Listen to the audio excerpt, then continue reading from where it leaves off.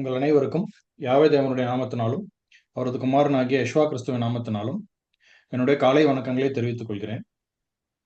இன்று நம்ம பார்ப்பதற்காக தெரிந்து கொண்டிருக்கிற பாடம் உத்தமரை நோக்கி செம்மையானவரை பார்த்திரு அப்படின்றது. இது ஜியோன் வாட்ச் டவர் ரீபிரிண்ட் பக்க எண் 2585 வந்திருக்கிற ஒரு செய்தியாக இருக்கு. இந்த செய்தி மார்ச் 1, 1900 வருடத்தில் வந்திருக்கிற செய்தியா இருக்கு அப்படின்னு பார்க்கிறோம். இந்த செய்தியினுடைய முக்கியமான பாடப்பகுதி மத்தேயு 4:25 5ஆம் அதிகாரம் 12வது வசனம் வரை உள்ளப்பட்டிருக்கிற அந்த வேதாகம பகுதிக்கு உரிய ஒரு செய்தியாக இது இருக்கு அப்படின்னு நம்ம பார்க்கிறோம். இப்ப முதலாவது எடுத்த உடனே ஒரு கேள்வி, நம்ம எல்லோருக்கும் சிறந்த முன்மாதிரி யார்? யாரும் சொல்ல முடியுமா? நமக்கு முன்மாதிரி யார் இருக்காரா? நமக்கு யார் முன்மாதிரி? நம்ம எல்லோருக்கும் யெஷுவா கிறிஸ்து தான். ஸோ அப்ப உலகத்துல இருக்கிற அனைவருக்கும் யெஷுவா கிறிஸ்து தான் முன்மாதிரி அப்படின்னு பார்க்கணும். சபை வகுப்பாரா இருக்கட்டும், அதுக்கப்புறம் உலகத்தாரா இருக்கட்டும், எந்த ஒரு ஆசீர்வாதமான நிலையை அடைய போறவங்களாக இருந்தாலும் எல்லாருக்கும் ஒரு சிறந்த முன்மாதிரி யெஷுவா கிறிஸ்து தான். கிறிஸ்துவின் சாயல எல்லாரும் வளரணும், பூர்ண அன்புல எல்லாரும் வளரணும். இப்ப யெஷுவா கிறிஸ்து தான் முன்மாதிரியாக இருக்கிறார் அப்படின்னு பார்க்கணும். இப்ப இதுதான் இந்த செய்தியினுடைய தங்க வாக்கியமாக கொடுக்கப்பட்டிருக்கு. அதுல இருந்துதான் இந்த தலைப்பு எடுக்கப்பட்டிருக்குன்னு பார்க்கிறோம். சங்கீதம் 37:37 நீ உத்தமரை நோக்கி செம்மையானவரை பார்த்திரு. இது யெஷுவா கிறிஸ்துவுக்கு நமக்கு பொருந்து. அவர் தான் உத்தமர், அவர் தான் செம்மையானவர் அப்படின்னு பார்க்கிறோம். அவர் தான் பெர்ஃபெக்ட் மேன், அவர் தான் அப்ரைட். ஸோ அப்ப இந்த வசனத்தின் அடிப்படையிலிருந்து இந்த வசனத்திலிருந்து தான் இந்த தலைப்பை எடுத்திருக்காங்க அப்படின்னு பார்க்கிறோம். உத்தமரை நோக்கி செம்மையானவரை பார்த்திரு. அப்பொழுது நமக்கு முன்மாதிரி யெஷுவா கிறிஸ்து நம்ம பார்த்தோம். அப்ப ஆண்டவர் அவருடைய கிறிஸ்துவின் சாயல் அப்படிங்கிறது என்னது? அவருடைய நமக்கு ஒரு ஒரு ஒரு இலக்கு அப்படின்னு நம்ம எடுத்துக்கொள்ளலாம். இப்போ ஒரு குணாம்சம், கிறிஸ்துவனுடைய குணாம்சம், ஒரு குணாம்சம் அப்படின்னு நம்ம பார்க்கலாம். ஆனாலும் இந்த செய்தியில அதாவது இந்த செய்தி வரக்கூடிய வேதாகம பாடப்பகுதி மத்தேயு 4:25 5:12 நம்ம பார்த்தோம்னா ஆண்டவர் அதை எப்படி சொல்றார்? அவருடைய குணாம்சம் ஒண்ணுதான், கிறிஸ்துவின் சாயல்ங்கிறது ஒண்ணு. அதை அவர் எப்படி சொல்றார் அப்படின்னா அதை பிரித்து பல்வேறு பகுதிகளாக பிரித்து சொல்லுகிறார் அப்படின்னு பார்க்கிறோம். இப்ப எக்ஸாம்பிளுக்கு நம்ம பார்த்தோம்னா இன்ஜினியரிங் டிராயிங்லாம் நம்ம எடுத்தோம்னா, இப்போ இது ஒரு சிம்பிளான ஒரு டிராயிங், ஒரு சிம்பிளான ஒரு ரிங் மோதிரம். அந்த மோதிரத்துக்கு பத்தி நமக்கு ஒரு படம் கொடுத்தோம்னா அந்த மோதிரம் புரியாது.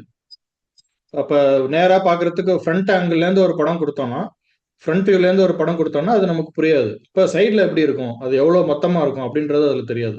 அப்ப 3 ஆங்கிள் இருந்தும் இந்த டயக்ராம் வரைஞ்சோம்னா அப்ப அதோட முழு ஸ்ட்ரக்சர் நமக்கு புரியும். ஃப்ரண்ட் வியூல இருந்து பார்த்தா ஃப்ரண்ட்ல இருந்து எப்படி இருக்கும், சைட்ல இருந்து பாக்குறப்ப எப்படி இருக்கும், மேல இருந்து பாக்குறப்ப எப்படி இருக்கும். அப்படியே இன்ஜினியரிங் டயக்ராம்ல இந்த மாதிரி நம்ம எல்லா கோணத்துல இருந்தும் இந்த இந்த ஒரு பொருள் எப்படி இருக்கு அப்படின்றத வரைவாங்க. அந்த மெஷர்மெண்ட்லாம் அங்கங்க போட்டிருக்கும். அப்ப மொத்தம் எவ்வளவு இருக்கும், அகலம் எவ்வளவு இருக்கணும், இந்த இடத்துல மேல அந்த கல் எவ்வளவு பெருசு இருக்கணும், அதனுடைய மெஷர்மெண்ட்ஸ் என்ன, அப்புறம் அந்த மொத்த ரிங்குக்கு டயமீட்டர் என்ன, இது மாதிரி எல்லா மெஷர்மெண்ட்ஸும் இந்த டயக்ராம்லேயே கொடுத்துடலாம். இப்ப இதை பார்த்தாலே நமக்கு தெரிஞ்சிடும், அந்த முழு ரிங்கையும் நம்ம புரிந்து கொள்வதற்கு அது நமக்கு உதவியா இருக்கும் அப்படின்னு பாக்குறோம். ஸோ அப்ப ரசல் அவர்கள் என்ன சொல்றாருன்னா, ஒரு போட்டோகிராஃபர் எப்படி எல்லா ஆங்கிள் இருந்து போட்டோ எடுத்து ஒரு பொருளை விளக்கி சொல்லுவாரோ, அது போல யெஷுவா கிறிஸ்து அவருடைய குணாம்சத்தை இந்த பாடப்பகுதிக்குரிய வேதாகம பாடப்பகுதியில வேதாகமத்துல இந்த மத்தேயு 4:5 அதிகாரத்துல யெஷுவா கிறிஸ்து அவருடைய குணாம்சத்தை பிரித்து அவர் சொல்லுகிறார் அப்படின்னு பாக்குறோம். 8 குணாம்சங்களாக பிரித்து சொல்றார். அதாவது அவர் கிறிஸ்துவின் சாயல், அவர் நமக்கு முன்மாதிரி யெஷுவா கிறிஸ்து தான். அந்த ஒன்றை அவர் பிரித்து 8ஆக சொல்றார் அப்படின்னு பாக்குறோம். என்னது? ஆவியில் எளிமை, துயரம், சாந்த குணம், நீதியின் மேல் பசித்தாகம், இரக்கம், இருதயத்தில் சுத்தம், சமாதானம் பண்ணுதல், நீதி நிமித்தம் துன்பப்படுதல். ஸோ அப்படி இந்த 8ஆக பிரித்து அவர் சொல்றார் அப்படின்னு பார்க்கிறோம். அது அவர் எங்க சொல்லியிருக்காரு அப்படின்னு பார்த்தோம்னா மத்தேயு 5:3-10 தான் இந்த 8 குணாம்சங்களை பற்றி வருது அப்படின்னு பார்க்கிறோம். முதலாவது என்னது? ஆவியில் எளிமை உள்ளவர்கள் பாக்கியவான்கள், பரலோக ராஜ்யம் அவர்களுடையது. துயரப்படுகிறவர்கள் பாக்கியவான்கள், அவர்கள் ஆறுதல் அடைவார்கள். சாந்த குணம் உள்ளவர்கள் பாக்கியவான்கள், அவர்கள் பூமியை சுதந்தரித்துக் கொள்வார்கள். நீதியின் மேல் பசிதாகம் உள்ளவர்கள் பாக்கியவான்கள், அவர்கள் திருப்தி அடைவார்கள். இரக்கம் உள்ளவர்கள் பாக்கியவான்கள், அவர்கள் இரக்கம் பெறுவார்கள்.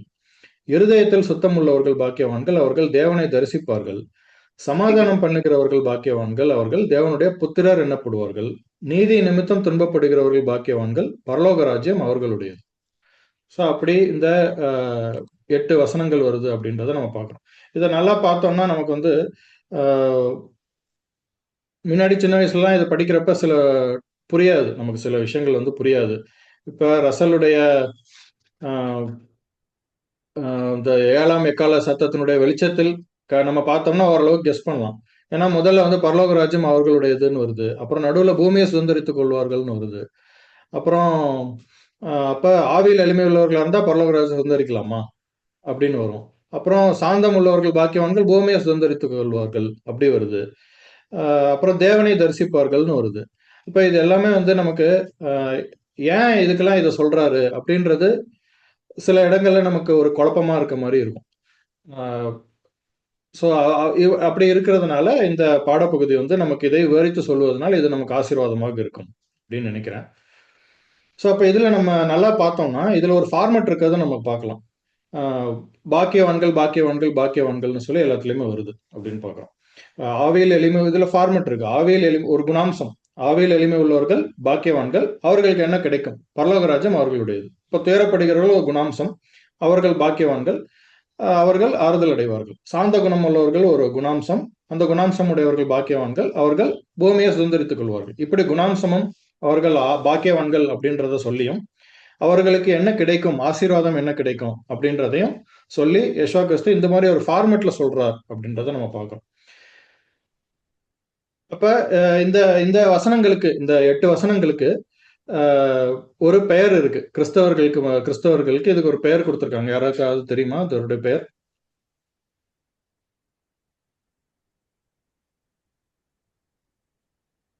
ஆவியின் கனிகள் இல்ல, ஆவியின் கனிகள் கிடையாது. இப்ப கோல்டன் ரோல் அப்படின்லாம் சொல்றோம் ஒண்ணு. அதுக்கு வந்து வேதாகமத்துல கோல்டன் ரூல் சொல்லப்படல, நம்ம தான் அதை கோல்டன் ரூல்னு சொல்றோம். அது கிறிஸ்தவர்கள் எல்லாருமே அதை பயன்படுத்துறாங்க, அது வந்து சரியாகவும் இருக்கு. அது போல இதுக்கும் கிறிஸ்தவர்கள் மத்தியில் இந்த 8 வசனங்களுக்கு ஒரு பெயர் உண்டு.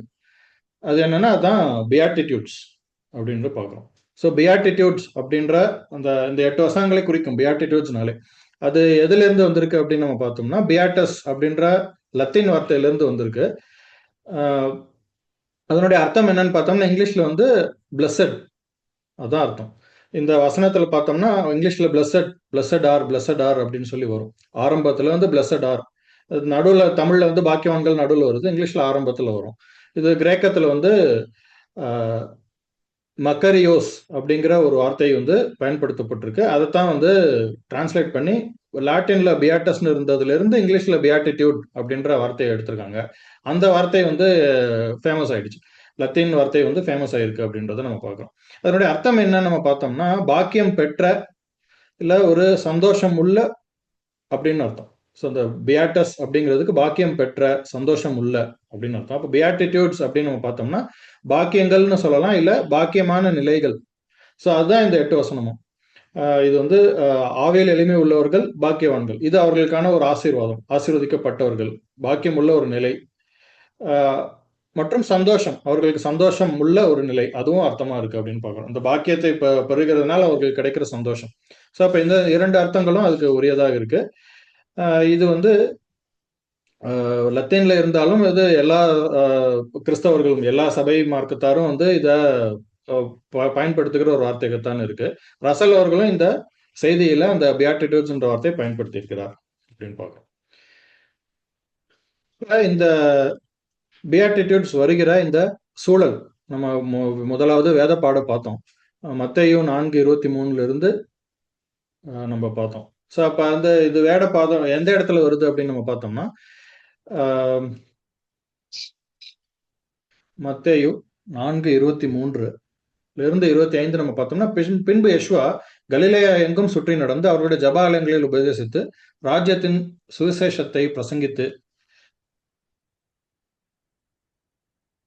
ஜனங்களுக்கு உண்டாயிருந்த சகல வியாதிகளையும் சகல நோய்களையும் நீக்கி சொஸ்தமாக்கினார். அவருடைய கீர்த்தி வந்து எங்கும் பிரஸ்தாபம் ஆயிற்று. அப்ப பலவித வியாதிகளையும் வேதனைகளையும் அடைந்திருந்த சகல பிணியாளிகளையும் பிசாசு பிடித்தவர்களையும் சந்திரரோகிகளையும் திமிர்வாதக்காரரையும் அவர்களிடத்தில் கொண்டு வந்தார்கள், அவர்களை சொஸ்தமாக்கினார். அப்ப அவர் ரொம்ப ஃபேமஸ் ஆயிடுறாரு. கலிலேயாவிலும் தெக்கப்போலிலும் எருசலேம் யூதேயா யோர்தான் அப்புறத்திலிருந்து திரளான ஜனங்கள் அவருக்கு வராங்க. அவரை பின் செலுகிறார்கள் அப்படின்றத நம்ம பார்க்கிறோம். அடுத்து திரளான ஜனங்கள் வந்திருக்காங்க அப்படின்றத யெஷுவா கிறிஸ்து கண்டு அவர் மலையின் மேல் ஏறினார். அங்க உட்கார்ந்து அவர் சீஷர்கள் அவர்கிட்ட வராங்க. அப்ப அவர்கள்ட்ட அவர் சொல்றதுதான் இந்த செய்தியா இருக்குன்னு நம்ம பார்க்கிறோம். இந்த மொத்த செய்தியை நம்ம பார்த்தோம்னா மத்தேயு இங்க 5ல வந்து ஆரம்பிக்கிறது, 7 முடிகிற வரைக்கும் 5, 6, 7 3 அதிகாரங்களையும் வந்து இந்த மலை பிரசங்கம் அப்படிங்கிற அந்த ஒரு பெரும் பகுதி வருது அப்படின்னு பார்க்கிறோம். அந்த மலை பிரசங்கத்துல இருக்க ஆரம்பத்துல சொல்லப்பட்ட அந்த பகுதி தான் இந்த பியாட்டிடியூட்ஸ் அப்படின்றத நம்ம பார்க்கிறோம்.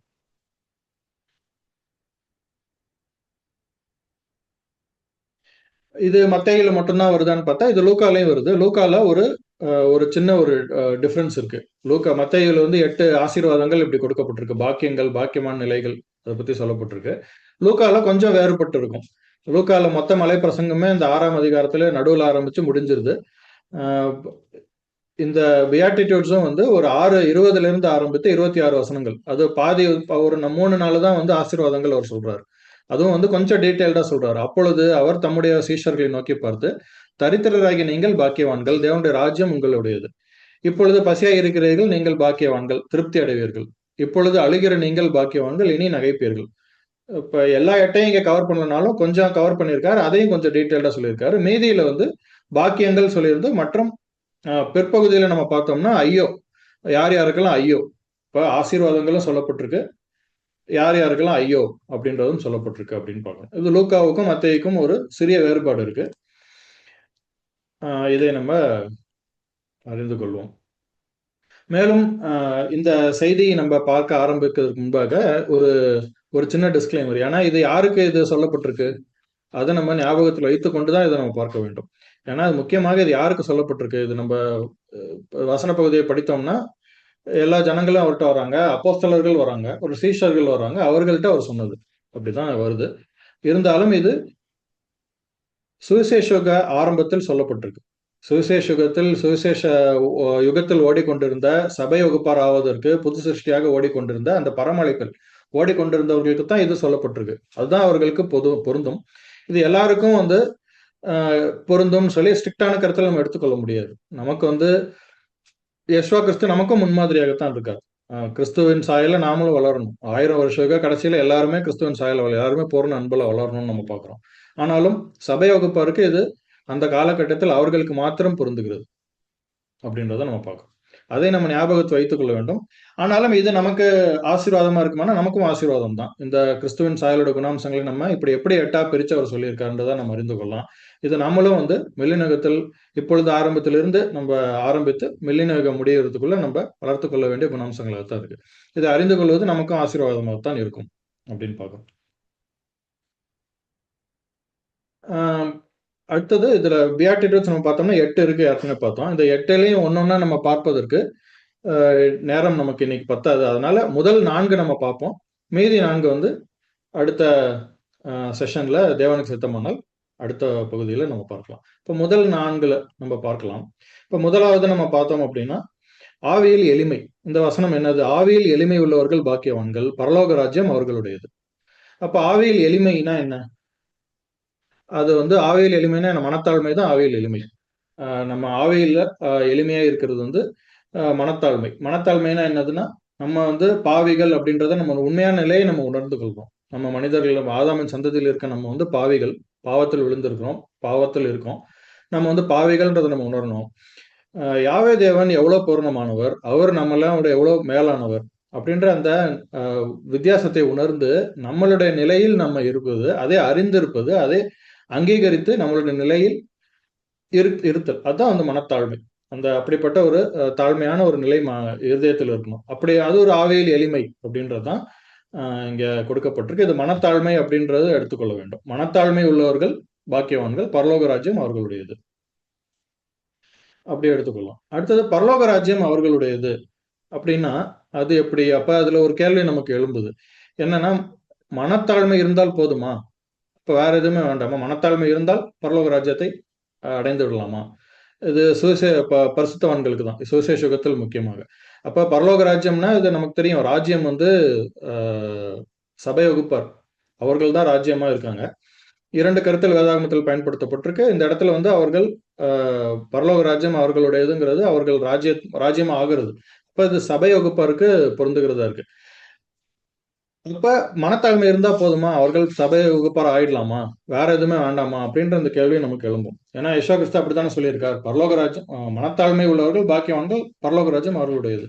அப்படி நமக்கு அந்த கேள்வி நமக்கு எழும்பக்கூடிய வாய்ப்பு இருக்கு அப்படின்னு பார்க்கிறோம். ஆன்சர் நம்ம பார்த்தோம்னா முடியாது. ஏன்னா மனத்தாழ்மை இருந்தா மட்டும் போதாதுங்கிறது தான் உண்மை. மனத்தாழ்மை உள்ளவர்கள் எல்லாம் பரலோக ராஜ்யமாக ஆகிவிட முடியாது. பரலோக ராஜ்யத்தை அடைந்து விட முடியாது அப்படின்னு பார்க்கிறோம். அப்ப இந்த வசனத்தை நம்ம எப்படி புரிந்து கொள்வது? எப்படி அவர்கள் பரலோக ராஜ்யத்தை அவர்களுடையது அப்படின்னு யெஷுவா கிறிஸ்து சொல்றார். அப்படின்னு நம்ம பார்த்தோம்னா, அதாவது மனத்தாழ்மை எப்படி நம்ம புரிந்து கொள்ள வேண்டும்? மனத்தாழ்மை வந்து மிகவும் முக்கியமானது, முதலாவது அப்படிங்கிறதை நம்ம புரிந்து கொள்ள வேண்டும். ஆனாலும் அது ஒரே தகுதி கிடையாது. அந்த கருத்தில் தான் இங்க சொல்லப்பட்டிருக்கு. இப்ப மனத்தாழ்மை அப்படின்றத ஆஹ் பரலோக ராஜ்யம் அவர்களுடையதுன்னு அவர் ஏன் சொல்லியிருக்காரு அப்படின்னா, மனத்தாழ்மை அப்படின்ற அந்த குணாம்சம் வந்து மிகவும் அடிப்படையான ஒரு குணாம்சம், ரொம்ப முக்கியமான ஒரு குணாம்சமா இருக்கு, முதலாவது குணாம்சமா இருக்கு, பிரைமரியான ஒரு குணாம்சமா இருக்குன்னு பாக்குறோம். ஆனா அது மட்டும்தான் வந்து தகுதி கிடையாது. இப்போ மனத்தாழ்மை இருந்ததுன்னா அது மட்டும்தான் தகுதி, அவர்கள் பரலோக ராஜ்யத்தை அடைந்து விடலாம் அப்படின்ற மாதிரி கிடையாது அப்படின்றத நம்ம பார்க்கறோம். அது அடிப்படையான தகுதின்றத நம்ம புரிந்து கொள்ள வேண்டும். இப்ப வேற வார்த்தையில் நம்ம சொல்றோம்னா எப்படி சொல்லலாம்? மனத்தாழ்மை உள்ளவர்கள் எல்லாம் பரலோக ராஜ்யம் அடைந்து விட முடியும் அப்படின்னு சொல்லி நம்ம எடுத்துக்கொள்ளக்கூடாது. மனத்தாழ்மை உள்ளவர்கள் எல்லாருமே பரலோக ராஜ்யத்தை அடைந்து விடலாம் அப்படின்னு சொல்லி நம்ம எடுத்துக்கொள்ளக்கூடாது. ஆனால் பரலோக ராஜ்யத்தை யார் யாரெல்லாம் அடைந்தார்களோ அவர்கள் எல்லாரும் மனத்தாழ்மை உள்ளவர்களாகத்தான் இருந்திருப்பாங்க. புரியுதுன்னு நினைக்கிறேன். அதாவது பரலோக ராஜ்யம் அடைந்தவர்கள் எல்லாரும் மனத்தாழ்மை உள்ளவர்களாகத்தான் இருப்பாங்க. ஆனா மனத்தாழ்மை உள்ளவர்கள் எல்லாரும் பரலோக ராஜ்யத்தை அடைந்து விட முடியாது. ஓகேவா? அதாவது பரலோக ராஜ்யம் அடைவதற்கு பேசிக் கண்டிஷன் மனத்தாழ்மை. அப்ப மனத்தாழ்மை இல்லாதவர்கள் யாருமே பரலோக ராஜ்யத்தை அடைந்து விட முடியாது. அதே சமயம் நிறைய பேர் மனத்தாழ்மை உள்ளவர்களாக கூட இருக்கலாம். அதுக்காக அவங்க எல்லாருமே வந்து பரலோக ராஜ்யத்தை அடைந்து விடுவாங்களான்னு பார்த்தா கிடையாது அப்படின்றத நம்ம புரிந்து கொள்ள வேண்டும். அப்ப பரலோக ராஜ்யத்தை அடைந்து கொள்வதற்கு மனத்தாழ்மை அடிப்படையான தகுதி. அப்ப மேலும் நம்ம என்ன புரிந்து கொள்ளலாம் அப்படின்னா, பரலோக ராஜ்யத்தை அடைந்து கொள்வதற்கு, பரலோக ராஜ்யமாக ஆவதற்கு இந்த மனத்தாழ்மை அப்படின்றது இருக்கிறவர்களுக்கு அது ஒரு வாய்ப்பு. அவர்களால அது முடியும். அவர்களுக்கு ஒரு வாய்ப்பு இருக்கு அப்படின்றது தான் அர்த்தம். எப்படி அவர்களுக்கு அந்த வாய்ப்பு இருக்கு? ஏன் அவர்களுக்கு அந்த வாய்ப்பு இருக்குன்னு சொல்லப்பட்டிருக்கு? மனத்தாழ்மை உள்ளவர்களுக்கு. ஏன்னா அவர்களுக்கு மனத்தாழ்மை இருந்தா தான் அவர்கள் வந்து அந்த அ பரம ஓட்டத்துக்கான அந்த அ சட்டதிட்டங்களை அவர்கள் ஏற்றுக்கொள்ள முடியும். பலியினாலே அவரோடு உடன்படிக்கை பண்ணணும்னா அவர்கள் ஜீவ பலியாக ஒப்புக் கொடுக்கணும். சுய சித்தத்தை சாகடிக்கணும். தேவனுடைய சித்தத்துக்கு பிழைத்திருக்கணும். இப்படி அவர்கள் செய்து அதனுடைய சட்டதிட்டங்களுக்கு தங்களை உட்படுத்திக் கொள்ளணும் அப்படின்னாலே வந்து அவர்களுக்கு மனத்தாழ்மை ரொம்ப அவசியமா இருக்கு. மனத்தாழ்மை இருந்தாதான் வந்து அவர்கள் இப்படிப்பட்ட ஒரு காரியத்தை ஏற்றுக்கொண்டு இந்த பரலோக ராஜ்யத்தில் பிரவேசிப்பதற்கான அந்த வேலையெல்லாம் அவங்க செய்ய முடியும் அப்படின்றத நம்ம பார்க்கிறோம். மேலும் அந்த பரலோக ராஜ்யத்தில் அவங்க வெற்றி பெறாங்கன்னு வச்சுக்கோங்க. வெற்றி பெற்றாங்கன்னா பிற்பாடு அவர்கள் கிடைக்கக்கூடிய அந்த கணம் மற்றும் ஆசீர்வாதங்களுக்கெல்லாம் வந்து அவர்கள் இம்மையில அவர்கள் வந்து மனத்தாழ்மை இருந்தால் தான் அப்படிப்பட்ட மகிமையான ஒரு கணத்துக்கும் ஆசீர்வாதங்களுக்கும் அவர்கள் தேவன் கொடுப்பார். இப்ப மனத்தாழ்மை அந்த அளவுக்கு இங்க அவசியமா இருக்கு அப்படின்றத நம்ம பார்க்கணும். ஏன்னா தேவன் வந்து இங்க ஒரு பெருமை உள்ளவர்களா இருக்காங்கன்னா அவர்களுக்கு அவர் வந்து அந்த கணத்தையும் ஆசீர்வாதத்தையும் அவர் கொடுக்க மாட்டார். நமக்கு தெரியும் தேவன் பெருமை உள்ளவருக்கு எதிர்த்து இருக்கிறார் நமக்கு தெரியும். ஸோ அதனால வந்து இப்ப இந்த மனத்தாழ்மைக்கு எதிராக இருக்கிற குணங்கள் ஆகிய பெருமை உள்ள குணம், சிலர் வந்து பெருமை உள்ளவர்களாக இருக்காங்க, இல்ல அகந்தை உள்ளவராக இருக்காங்க. இப்ப அகந்தை உள்ளவர்கள்னா நான் தான் மேலானவர், எல்லாரை விட நான் தான் மேலானவன்ற எண்ணம் கொண்டவர்கள், இல்ல வந்து சுய பெருமை, ஒருவரின் சொந்த குணங்கள் அல்லது திறன்களை மிகப்படுத்தி கருதி கொண்டு ஒரு சுயத்தை பற்றின ஒரு பெருமை உள்ளவர்களாக இருக்காங்க. இப்படிப்பட்ட ஒரு அதாவது மனத்தாழ்மைக்கு எதிரான குணங்கள், பெருமை உள்ளவர்கள், அகந்தை, சுயபெருமை, இப்படிப்பட்டவர்கள் வந்து பரலோக ராஜ்யத்தில் பிரவேசிப்பதிலிருந்து தடை செய்யப்பட்டிருக்கிறார்கள் அப்படின்றத நமக்கு இதுல இருந்து புரியுது அப்படின்னு பார்க்கணும். தடை செய்யப்பட்டிருக்காங்கன்னா அந்த குணாம்சத்தை அவர்கள் சரி செய்து கொள்ள வரைக்கும் அவர்களுடைய இந்த தவறான குணாம்சங்கள், பெருமை, அகந்தை, சுய பெருமை, இதெல்லாம் வந்து அவர்கள்ட்ட இருக்கும். இதையெல்லாம் அவர்கள் இருக்கிற வரைக்கும் தேவனுடைய ராஜ்யத்தில் பிரவேசிப்பதற்கான அந்த வாய்ப்பு அவர்கள் கிடைக்காது. தேவனுடைய ராஜ்யத்தில் பிரவேசிப்பதிலிருந்து அவர்கள் தடை செய்யப்பட்டிருக்கிறார்கள் அப்படின்றத பார்க்கும். அவர்களை திருத்தி கொண்டார்களானால் அப்பொழுது அவர்களுக்கு அந்த வாய்ப்பு கிடைக்கும் அப்படின்னு பார்க்கும். ஸோ அப்போ இதுதான் நம்ம இந்த பரலோக ராஜ்யம் அவர்களுடையது அப்படிங்கிறதுல நம்ம புரிந்து கொள்றோம். அதாவது அவர்கள் வந்து மனத்தாழ்மை உள்ளவர்களாக இருக்கணும். அப்பதான் பரலோக ராஜ்யம் அவர்களுடையதா இருக்க முடியும். ஏன் மனத்தாழ்மை அவர்களுக்கு அவசியம்? பலியினாலே அப்பதான் உடன்படிக்கை பண்ணுவதற்கு தேவையான அந்த சட்டத்திட்டங்கள்லாம் அவர்கள் ஏற்றுக்கொண்டு அந்த ரூல்ஸுக்கெல்லாம் உட்பட்டு அவர்கள் ஓட முடியும். அதுக்கு மனத்தாழ்மை தேவைப்படுது. மற்றும் அந்த நிலைக்கு உண்டான ஆசீர்வாதங்கள் தேவன் பிற்பாடு கொடுப்பதற்கு இப்பொழுது அவர்கள் மனத்தாழ்மை உள்ளவர்களாக இருக்கணும்னு சொல்லி தேவன் சித்தம் கொண்டிருக்கார் அப்படின்றத நம்ம பார்க்கணும். யாக்கோபு 4:6 என்ன சொல்லுது அப்படின்னு நம்ம பார்த்தோம்னா, தேவன் பெருமை உள்ளவர்களுக்கு எதிர்த்து நிற்கிறார், தாழ்மை உள்ளவர்களுக்கும் கிருபை அளிக்கிறார். அப்ப இதை வந்து நம்ம சபை வகுப்பார் மாத்திரம் இல்லாமல் ஆண்டவருடைய மக்கள் எல்லாருமே வந்து இந்த வசனத்தை வந்து இந்த வசனம் சொல்லக்கூடிய இந்த செய்தியை வந்து ரொம்ப கிளியரா நம்ம புரிந்து கொள்ள வேண்டும். தேவன் பெருமை உள்ளவர்களுக்கு எதிர்த்து நிற்கிறார், தாழ்மை உள்ளவர்களுக்கும் கிருபை அளிக்கிறார். அப்ப தாழ்மை உள்ளவர்களுக்கு மாத்திரம்தான் வந்து அவர் சுவிசேஷத்தில் எக்ஸ்க்ளூசிவ் அவர்களுக்கு மட்டும்தான் இந்த கிருபை அளித்திருக்கிறார். எது? இந்த பரலோக ராஜ்யத்தை அடைவதற்கான வாய்ப்பு அவர்களுக்கு மட்டும்தான் அப்படின்றத நம்ம பார்க்கலாம். இதை நம்ம புரிந்திருக்கோம். யாக்கோபு 4:6 நம்ம புரிந்திருக்கோம் அப்படின்னா, தேவ பிள்ளைகள் எப்படி இருக்க வேண்டும் நம்ம அப்படின்னு நம்ம பார்த்தோம்னா, ஆண்டவராகிய யாவே யெகோவா கிறிஸ்துவனுடைய சாயலில் வளர வேண்டும் என்று விரும்புகிற தேவனுடைய பிள்ளைகளாகிய நாம் வந்து எப்படி இருக்க வேண்டும் அப்படின்னா, இப்படிப்பட்ட மனத்தாழ்மையின் ஆவியின் மீது நம்ம வந்து ஜலசியோட இருக்கணும். ஜலசினா நேச வைராக்கியம். நம்ம உலகத்தின் பார்வையில ஜலசியை வந்து ஒரு தவறான குணாம்சமாக இருக்கு. அப்படி தவறான குணாம்சமாக இல்லாம இது வந்து பாசிட்டிவா நம்ம பார்க்கணும். நேச வைராக்கியம். அதாவது இருதயத்துல வந்து அந்த மனத்தாழ்மைன்ற அந்த குணாம்சத்தின் ஆவியின் மீது வந்து ஒரு நேச வைராக்கியம் கொண்டிருக்க வேண்டும். அது அந்த அந்த குணாம்சத்தை வளர்ப்பதற்கு என்னென்னலாம் தேவையோ அதெல்லாம் செய்யணும்.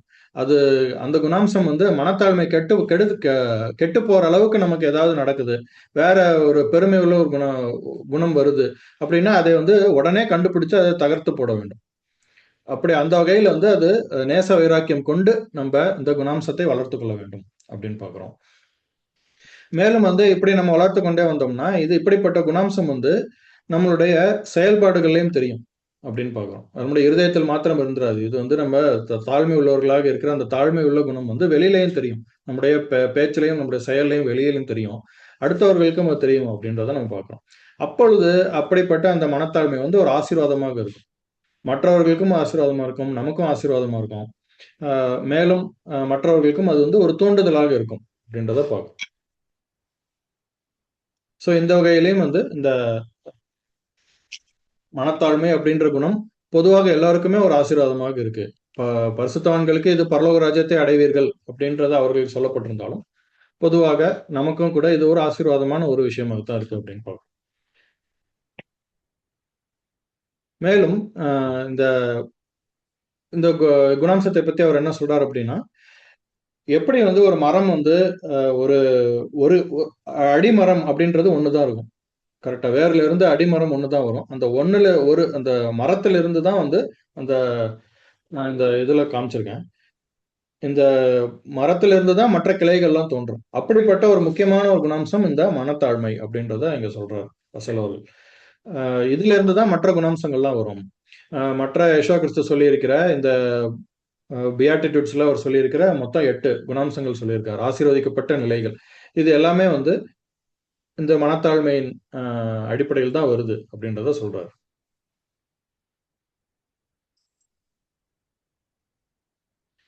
இப்ப யெகோவா கிறிஸ்துவனுடைய இந்த போதகத்தை நம்ம பார்த்தோம் அப்படின்னா இது வந்து ரொம்ப வினோதமா இருக்கலாம். இது வந்து உலகத்தாருக்கு இப்போ சத்தியத்துக்கு புதுசா வந்தவர்களுக்கோ இல்ல உலகத்தாருடைய பார்வையில் நம்ம பார்த்தோம்னா இது வந்து ரொம்ப வினோதமா இருக்கும். ஏன்னா உலக ஞானத்திலிருந்து இது முற்றிலும் வேறுபட்டதா இருக்கு அவருடைய போதனை அப்படின்னு பார்க்கிறோம். ஏன்னா உலக ஞானம் வந்து என்ன சொல்லும், நம்ம வந்து நிமிர்ந்து நில்லு, நீ வந்து உன்னை பற்றி வந்து நீ நல்லா யோசிக்கணும், உன்னை பற்றின மேன்மையான விஷயங்களை நீ யோசிக்கணும். ஒரு ரூமுக்குள்ள போனாலே வந்து இதெல்லாம் உலகத்துல சொல்றாங்க. உலக ஞானிகள் வந்து இப்படித்தான் சொல்றாங்கன்றத பார்க்கிறோம். ரூம்குள்ள போனாலே வந்து நம்ம அந்த ரூம்லயே நம்ம தான் அறிவாளி, நம்ம தான் பெரிய ஆள் அப்படின்ற அந்த கர்வமான ஒரு எண்ணம் வந்து உன் மனசுல இருக்கணும். ஒரு பார்வையிலேயே ஒரு கர்வத்தோட நீ பார்க்கணும். இப்படிலாம் வந்து உலக ஞானிகள் சொல்றாங்க அப்படின்றத பார்க்கிறோம். அப்படி இருந்தாதான் இப்போ செல்ஃப் லவ் அப்படின்னு சொல்றாங்க. ஆம், இப்படி வந்து நம்மை வந்து நம்மளே மதிக்க தெரிஞ்சாதான் அடுத்தவர்கள் நம்ம மதிப்பாங்க. நம்ம என்னெல்லாம் பண்ணோம் அப்படின்றத நம்மளே சொல்லணும். பெருமையாக நம்ம சொல்லிக்கொள்ள வேண்டும். நமக்கு பெருமையாக நம்மளே பேசி சொல்ல வேண்டும். அப்பதான் அடுத்தவங்களுக்கு தெரியும். அப்பதான் அடுத்தவங்க நம்மளை வந்து பெருமையா பார்ப்பாங்க. இப்படிப்பட்ட ஒரு போதனை தான் வந்து உலக ஞானிகள் வந்து சொல்றாங்கன்றத நம்ம பார்க்கிறோம். ஆனா யெஷுவா கிறிஸ்து சொல்றது எப்படி இருக்கு? யெஷுவா கிறிஸ்து சொல்றது நேர்மாறா இருக்கு அப்படின்றத பார்க்கிறோம். அவர் வந்து அவருடைய ஞானம் வந்து உலகத்தினுடைய ஞானத்தை போல் கிடையாது. அ அப்படின்றத பார்க்கிறோம். உலக ஞானிகள் சொல்வது வந்து ஒரு கருத்துல வந்து சரியாக கூட தோன்றலாம். எந்த கருத்துல அப்படின்னா, இந்த உலகத்தில், இந்த காலத்தில்னா இது வந்து அ பொல்லாத உலகம். சாத்தான் அதிபதியா இருக்கக்கூடிய அந்த பொல்லாத உலகம். அ நீதி வாசம் செய்கிற உலகம் கிடையாது. அன்பு ஓங்கி இருக்கிற உலகம் கிடையாது. அநீதியும் அ அன்பு இல்லாத ஒரு நிலை தான் இங்க ஓங்கி இருக்கு. இப்படிப்பட்ட பொல்லாத உலகத்தில் வெற்றி பெறணுமா? நமக்கு நல்ல ஆசீர்வாதங்கள் கிடைக்கணுமா? இந்த பொல்லாத உலகத்தினுடைய பூமிக்குரிய ஆசீர்வாதங்கள் கிடைக்கணுமா? அப்பொழுது இப்படிப்பட்ட உலக ஞானிகள் சொல்லக்கூடிய இந்த அறிவுரைகள் வந்து அவர்களுக்கு அது பயன்படும். அப்படிப்பட்ட ஆசீர்வாதங்களுக்கு அது பயன்படும். உலக பிரகாரமான ஆசீர்வாதத்துக்கு அது பயன்படலாம். ஆனால் கிறிஸ்தவர்களாகிய நமக்கு அது அப்படி கிடையாது. யெஷுவா கிறிஸ்து அதுக்கு நேர்மாறாகத்தான் சொல்லியிருக்காரு. மனத்தாழ்மை தான் வந்து நமக்கு ஆசீர்வாதமா இருக்கும். நம்ம வந்து உலக ஞானிகள் போல வந்து நம்ம அந்த ஒரு செ ஒரு செருக்கோட, ஒரு பெருமையோட, ஒரு கர்வத்தோட நம்ம இருந்து கொண்டு, சுய பெருமை பேசிக்கொண்டு நம்ம இருக்கக்கூடாது. அப்படின்றத நம்ம பார்க்கிறோம். மேலும் நமக்கு வேதாகமம் சொல்லுது, நம்மளுடைய வழிகளை விட தேவனுடைய வழிகள் எவ்வளவு மேலானவைகள் அப்படின்றத நம்ம பார்க்கிறோம். அதுதான் வந்து மேலான வழி. இந்த உலகத்தினுடைய வழி வந்து இந்த பொல்லாத உலகத்தில் ஒரு குறுகிய காலத்தில் நமக்கு வந்து ஆசீர்வாதங்கள் கிடைக்கிற மாரி தெரியலாம். ஆனால் அது வந்து நம்மளுடைய நமக்கே ஆபத்தா இருக்கு அப்படின்றத பார்க்கிறோம். அது வந்து கேட்டுக்கு போகிற வழியா இருக்கு அப்படின்னு பார்க்கிறோம். தேவனுடைய வழி தான் வந்து மேன்மையான வழி. யெஷுவா கிறிஸ்து தேவனும் ஒன்றா இருக்கிறது. யெஷுவா கிறிஸ்துவனுடைய வழி தான் மேன்மையான வழியா இருக்கு அப்படின்றத நம்ம பார்க்கிறோம்.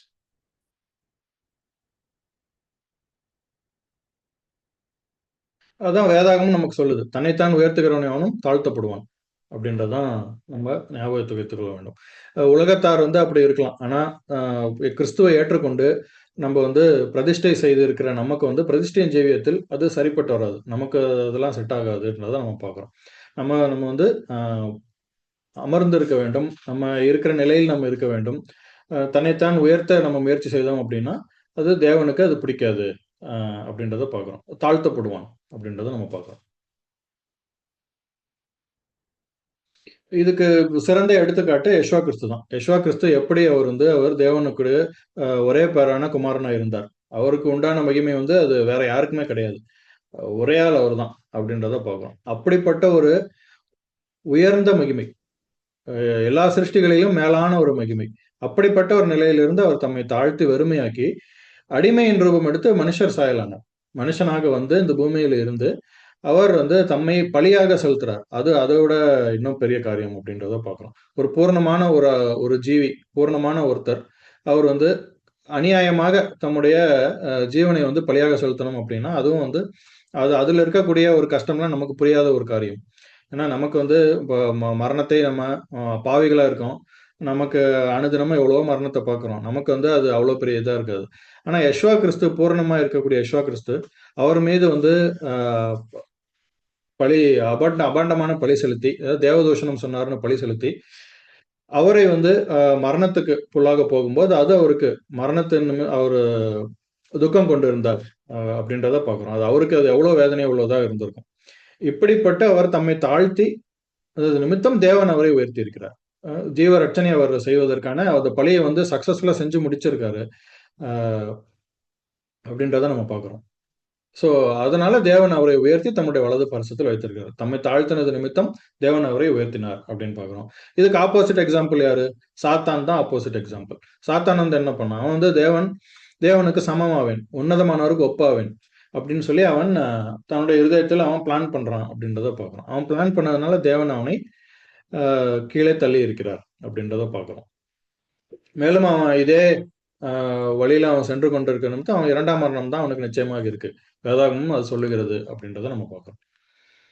அப்ப இந்த மனத்தாழ்மை தான் வந்து ஒரு சரியான ஒரு நிலையாக இருக்கு அப்படின்றதை நம்ம அதுல இருந்து புரிந்து கொள்கிறோம். மேலும் மனத்தாழ்மை நம்ம பார்த்தோம்னா வந்து இது அஹ், மனத்தாழ்மைங்கிறதுல இந்த மன அப்படிங்கிற வார்த்தை இருக்கு. மனதில் அதாவது இந்த வசனத்தில் என்ன கொடுக்கப்பட்டிருக்கு? ஆவியில் எளிமை உள்ளவர்கள். அதாவது ஆவியில தான் இது கொடுக்கப்பட்டிருக்கு. அந்த எளிமை, தாழ்மை அப்படின்றது ஆவியில இருக்கணும். உண்மையிலேயே வந்து ஏழையா இருக்கிறவர்கள், பணம் இல்லாம ஏழையா இருக்கிறவர்கள், இல்ல வந்து ஒரு தாளந்து தாளந்து விஷயத்தில் ஏழ்மையான நிலையில் இருக்கிறவர்கள், அந்த ஏழ்மையை வந்து இங்க குறிக்கவில்லை. இந்த வசனம் வந்து அதை குறிக்கவில்லை. செல்வம் இல்லாத ஒரு ஏழ்மையோ, இல்ல ஒரு தாளந்துகளோ, இல்ல ஒரு திறமைகளோ இல்லாத ஒரு ஏழ்மையோ இங்க குறிக்கவில்லை அப்படின்றத இங்க தெளிவா சொல்றாரு. அதோட நம்ம கன்ஃபியூஸ் பண்ணிக்க கூடாது. ஏன்னா ஆஹ் பணம் இல்லாத ஒரு செல்வம், செல்வத்தின் கருத்துல வந்து ஏழையா இருக்கிறவர்களோ, இல்ல வந்து தாளந்துகள் கருத்தில் ஏழையா இருக்கிறவர்களோ வந்து சிலர் வந்து ஆவியில் பெருமை உள்ளவர்களாகவும் இருக்கிறதை நான் பார்த்திருக்கேன்றத ரசல் அவர்கள் இங்க சொல்றார். ஏன்னா ஆவியில் எளிமையா இருக்கிறது தான் இங்க முக்கியமா இருக்கு. இப்ப பணம் இல்லாம இருந்தா அவர்கள் வந்து ஆவியிலும் எளிமையா உள்ளவர்களாக இருப்பாங்க அப்படின்னு கிடையாது. சோ அதனால வந்து பணம் ஏழையாக இருந்தாலும் அவர்கள் ஆவியில் பெருமை உள்ளவர்களாக இருக்கக்கூடியவர்களும் உண்டு. அப்ப அது வந்து இப்ப இங்க முக்கியம்ன்றது எது அப்படின்னு நம்ம பார்த்தோம்னா, லிட்டில் சென்ஸ்ல ஏழ்மை கிடையாது. இது மனத்தாழ்மை. ஆஹ் ஆவியில் எளிமை உள்ளவர்களாக இருக்கிறது தான் இங்க குறிக்குது அப்படின்னு பார்க்கறோம்.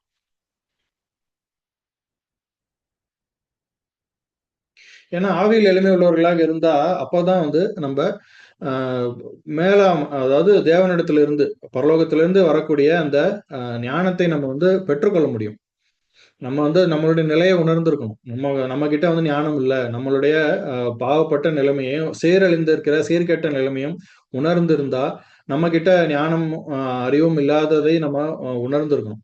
அதை உணர்ந்திருந்தாதான் வந்து தேவன் பரலோகத்திலிருந்து வரக்கூடிய அந்த ஞானத்தை பெற்றுக்கொள்ளக்கூடிய அந்த ஒரு மனப்பான்மை நமக்கு இருக்கும். அப்பொழுதுதான் வந்து அந்த சரியான ஒரு மனப்பாங்கு நமக்கு இருக்கும் அப்படின்னு பார்க்கிறோம். இல்லைன்னா அஹ்,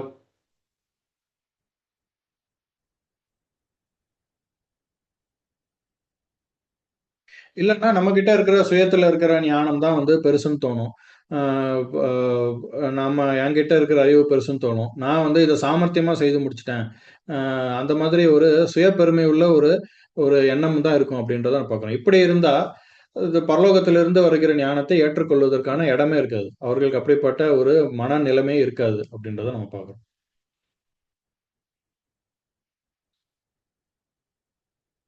மேலும் இப்படிப்பட்ட மனத்தாழ்மை தான் வந்து நமக்கு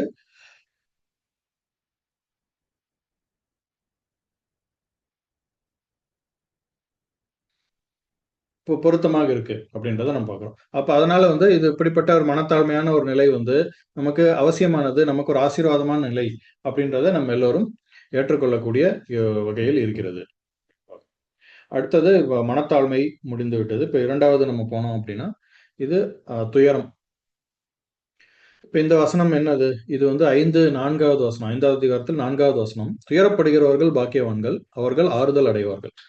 இப்ப மனத்தாழ்மைக்கு இது வந்து மிகவும் நெருக்கமான ஒரு குணாம்சம் சொல்றாரு.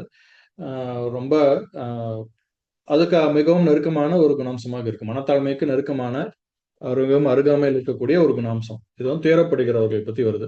அப்ப இதுல முதலாவது ஒரு கேள்வி எழும்பும். நமக்கு துயரப்படுகிறவர்கள் பாக்கியவான்கள், அவர்கள் ஆறுதல் அடைவார்கள். சரி, அப்போ துயரப்படுவது ஒரு குணாம்சமா, ஒரு குணாம்ச கிருபையா?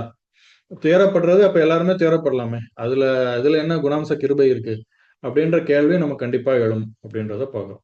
நம்ம அதை அப்படியே எடுத்துக்கொள்ளக்கூடாது. அதாவது துயரப்படுவதுன்றதே ஒரு கிருபை கிடையாது, ஒரு குணாம்சம் கிடையாது. ஆனா துயரப்படுவது வந்து எதை சுட்டி காட்டுது? அதற்கு பின்பாக, இந்த துயரத்துக்கு பின்பாக ஒரு குணாம்சம் இருக்கு. அந்த ஒரு மனநிலை இருக்கு அப்படின்றத பார்க்கிறோம். அதைத்தான் வந்து இங்க சுட்டி காட்டுது. அப்படி அந்த துயரத்துக்கு பின்னால இருக்கக்கூடிய அந்த மனநிலை தான் வந்து ஆண்டவருடைய பார்வையில் ஏற்றுக்கொள்ளக்கூடிய ஒரு மனநிலையாக இருக்கு அப்படின்னு பார்க்கிறோம். இது வந்து துயரப்படுறது தான் ஒரு குணாம்சம் நம்ம எடுத்துக்கொள்ளக்கூடாது.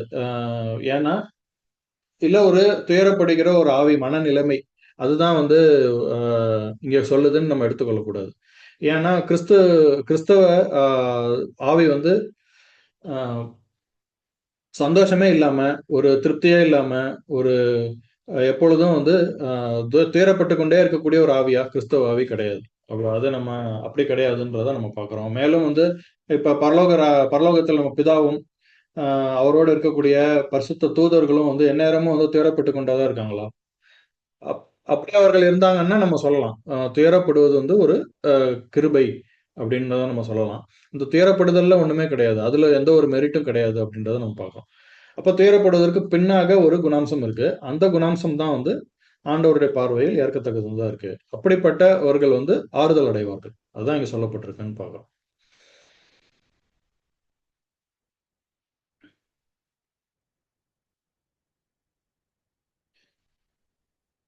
அல்லது துயரப்படுகிறவர்கள் எப்பொழுது துயரப்படுகிறவர்கள்? எதை நம்ம புரிந்து கொள்ளலாம். அதாவது எப்பொழுது துயரப்படுகிறவர்கள் பத்தி இங்க சொல்லுது அப்படின்னு நம்ம பார்த்தோம்னா, தற்காலத்தில் அதுதான் இங்க முக்கியம். ஆ இப்பொழுது நம்ம இருக்கக்கூடிய அவர்கள் பரிசுத்தவான்கள் இருந்த சுவிசேஷ யுகத்தில் நம்ம எடுத்துக்கலாம். நாமும் சுவிசேஷ யுகத்தில் தான் இருக்கோம். ஆ இது நமக்கும் ஒரு பொருந்தக்கூடிய ஒரு குணாம்ச கிருபையா தான் இருக்கு அப்படின்னு பார்க்கிறோம். அதாவது துயரத்துக்கு பின்னால இருக்கக்கூடிய குணாம்சம். ஆ அது என்னன்றத நம்ம பார்க்கலாம். பட் அது எந்த காலத்தை குறிக்குது அப்படின்னா, இந்த காலத்தை இது குறிக்குது. ஆ ஃபியூச்சர்ல கிடையாது. இந்த காலம். அத நம்ம புரிந்து கொள்ள வேண்டும். ஏன்னா, அது ஃபியூச்சர்ல துயரப்படுகிறத பத்தி சொல்லல. ஏன்னா ஃபியூச்சர்ல வந்து அ பார்த்தோம்னா, அவர்கள் ஆசீர்வாதத்தை பெறுவார்கள். அவங்க திருப்தி அடைகிற அந்த ஆசீர்வாதத்தை பெறுவாங்க. 8ஆம் நாள்ல மனுக்குலம் வந்து திருப்தியில இருக்கும். அப்படின்றத நம்ம திருப்தி அடைந்திருக்கும் அப்படின்றத அப்பொழுது துயரப்பட போறதில்ல. யாவே தேவனும் ய ப பரலோகத்தில இருக்கிற சிருஷ்டிகள் எல்லாருமே நம்ம பார்த்தோம்னா, அவர்கள் எல்லாருமே வந்து அ துயரப்பட்டுக் கொண்டே இருக்க போறதில்ல. துயரப்பட்டுக் கொண்டே இருக்க மாட்டாங்க. அது அவர்களுடைய குணாம்சமே கிடையாது. அப்ப நம்ம அடைய வேண்டிய இலக்குங்கிறது துயரம் கிடையாது. இப்பொழுது இந்த காலகட்டத்தில் துயரப்படுகிறவர்கள் அப்படின்றது தான் இங்க அ இந்த காலம் அப்படின்றத நம்ம இங்க வலியுறுத்தி நம்ம புரிந்து கொள்ள வேண்டும். அப்ப யாரு துயரப்படுவார்கள்? அதுதான் நம்ம இப்ப இங்க அந்த குணாம்சத்துக்கு வரோம். அப்ப துயரப்படுவதற்கு பின்னால என்ன குணாம்சம் இருக்கு? யாரு துயரப்படுவாங்க அப்படின்னு நம்ம பார்த்தோம்னா, அ இப்பொழுது பூமியில இருக்கக்கூடிய நிலை வந்து அவர்களுக்கு திருப்தியா இல்ல. அது அவர்களுக்கு சந்தோஷத்த குடுக்கல. அப்படிப்பட்டவர்களுக்கு தான் வந்து துயரப்படுவாங்க அப்படின்னு பார்க்கிறோம். அதாவது பூமியில இருக்கக்கூடிய இந்த ஆ விழுந்து போன தன்மை. இந்த விழுந்து போன தன்மையும், இந்த ஒரு அநீதியற்ற ஒரு சூழல், தீமையான ஒரு சூழல் விளங்குது. இந்த மாரியான ஒரு சூழல் வந்து திருப்தி அளிக்காத, இல்ல சந்தோஷம் அளிக்காத ஒரு நிலை. இது வந்து நமக்கு ரொம்ப வருத்தம் அளிக்குது அப்படின்ற ஒரு நிலை தான் வந்து, அந்த குணாம்சம் தான் வந்து துயரத்தை நமக்கு உண்டு பண்ணுது அப்படின்னு பார்க்கிறோம். மனுக்குலம் வந்து பாவத்தில் வந்து தவித்துக் கொண்டிருக்கிறது. சர்வ சிருஷ்டியும் தவித்து பிரசவ வேதனைப்படுகிறது. இதெல்லாம் வந்து புரியாதவர்களா இருக்கக்கூடாது. இதெல்லாம் வந்து ஒரு ஒத்துணர்வோடு நம்ம பார்க்கக்கூடியவர்களா இருக்கணும். அ எப்படி வந்து எல்லாருமே வந்து பாவத்தில் தவித்துக் கொண்டிருக்கிறார்கள் அப்படின்ற அந்த ஒரு ஒத்துணர்வோடு நம்ம பார்க்கக்கூடியவர்களா, இந்த உலக உலக மனுக்குலத்தை அனைவரும் ஒத்துணர்வோடு பார்க்கக்கூடியவர்களா இருக்கணும். எப்படி வந்து பாவமும், அ நம்மகிட்ட இருக்கக்கூடிய நோய்வாய்ப்படுவதும், வேதனைகளும், வலிகளும், மரணங்களும், அழுகைகளும் இது எல்லாமே வந்து நம்ப உலகத்தோடு ஒத்துணர்வு கொள்ள வேண்டியவர்களாக இருக்க வேண்டும். அப்படி இருக்கிறவர்களுக்கு மட்டும் தான் வந்து இப்ப துயரப்படுவாங்க. அதன் அடிப்படையில், அதன் காரணத்தினால வந்து அவங்க துயரப்படுவார்கள் அப்படின்னு பார்க்கிறோம். அந்த துயரத்த தான் இங்க சொல்லப்பட்டிருக்கு.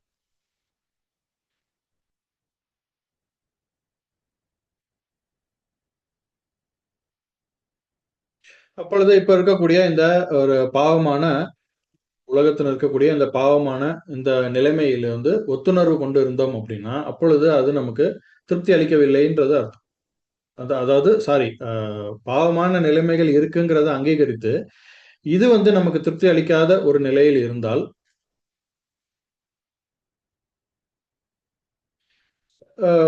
அப்படிப்பட்ட ஒரு நிலைமையில் நம்ம இருக்கும் பொழுது அப்பொழுது நமக்கு சுவிசேஷத்தின் அடிப்படையில் நமக்கு சுவிசேஷம் கிடைக்குது. நற்செய்தி கிடைக்குது. என்ன நற்செய்தி?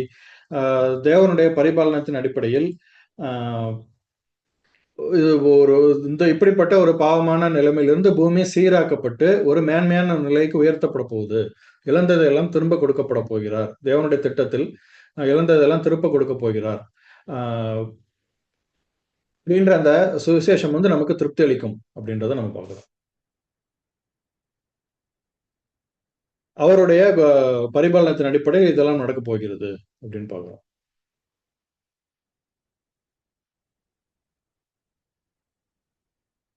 அப்படிப்பட்ட ஒரு திட்டத்தை நோக்கி தான் தேவனுடைய பிளான் வந்து நகர்ந்து கொண்டிருக்கு. இப்படிப்பட்ட ஒரு மேலான ஒரு ஒரு அன்பான ஒரு நன்மையான திட்டத்தை நோக்கி தான் வந்து அவருடைய பிளான் நகர்ந்து கொண்டிருக்கு அப்படின்றதை நம்ம அறிந்து கொண்டு அது நமக்கு ஒரு திருப்தி அளிக்கக்கூடியதா இருக்கும் அப்படின்றத நம்ம பார்க்கிறோம்.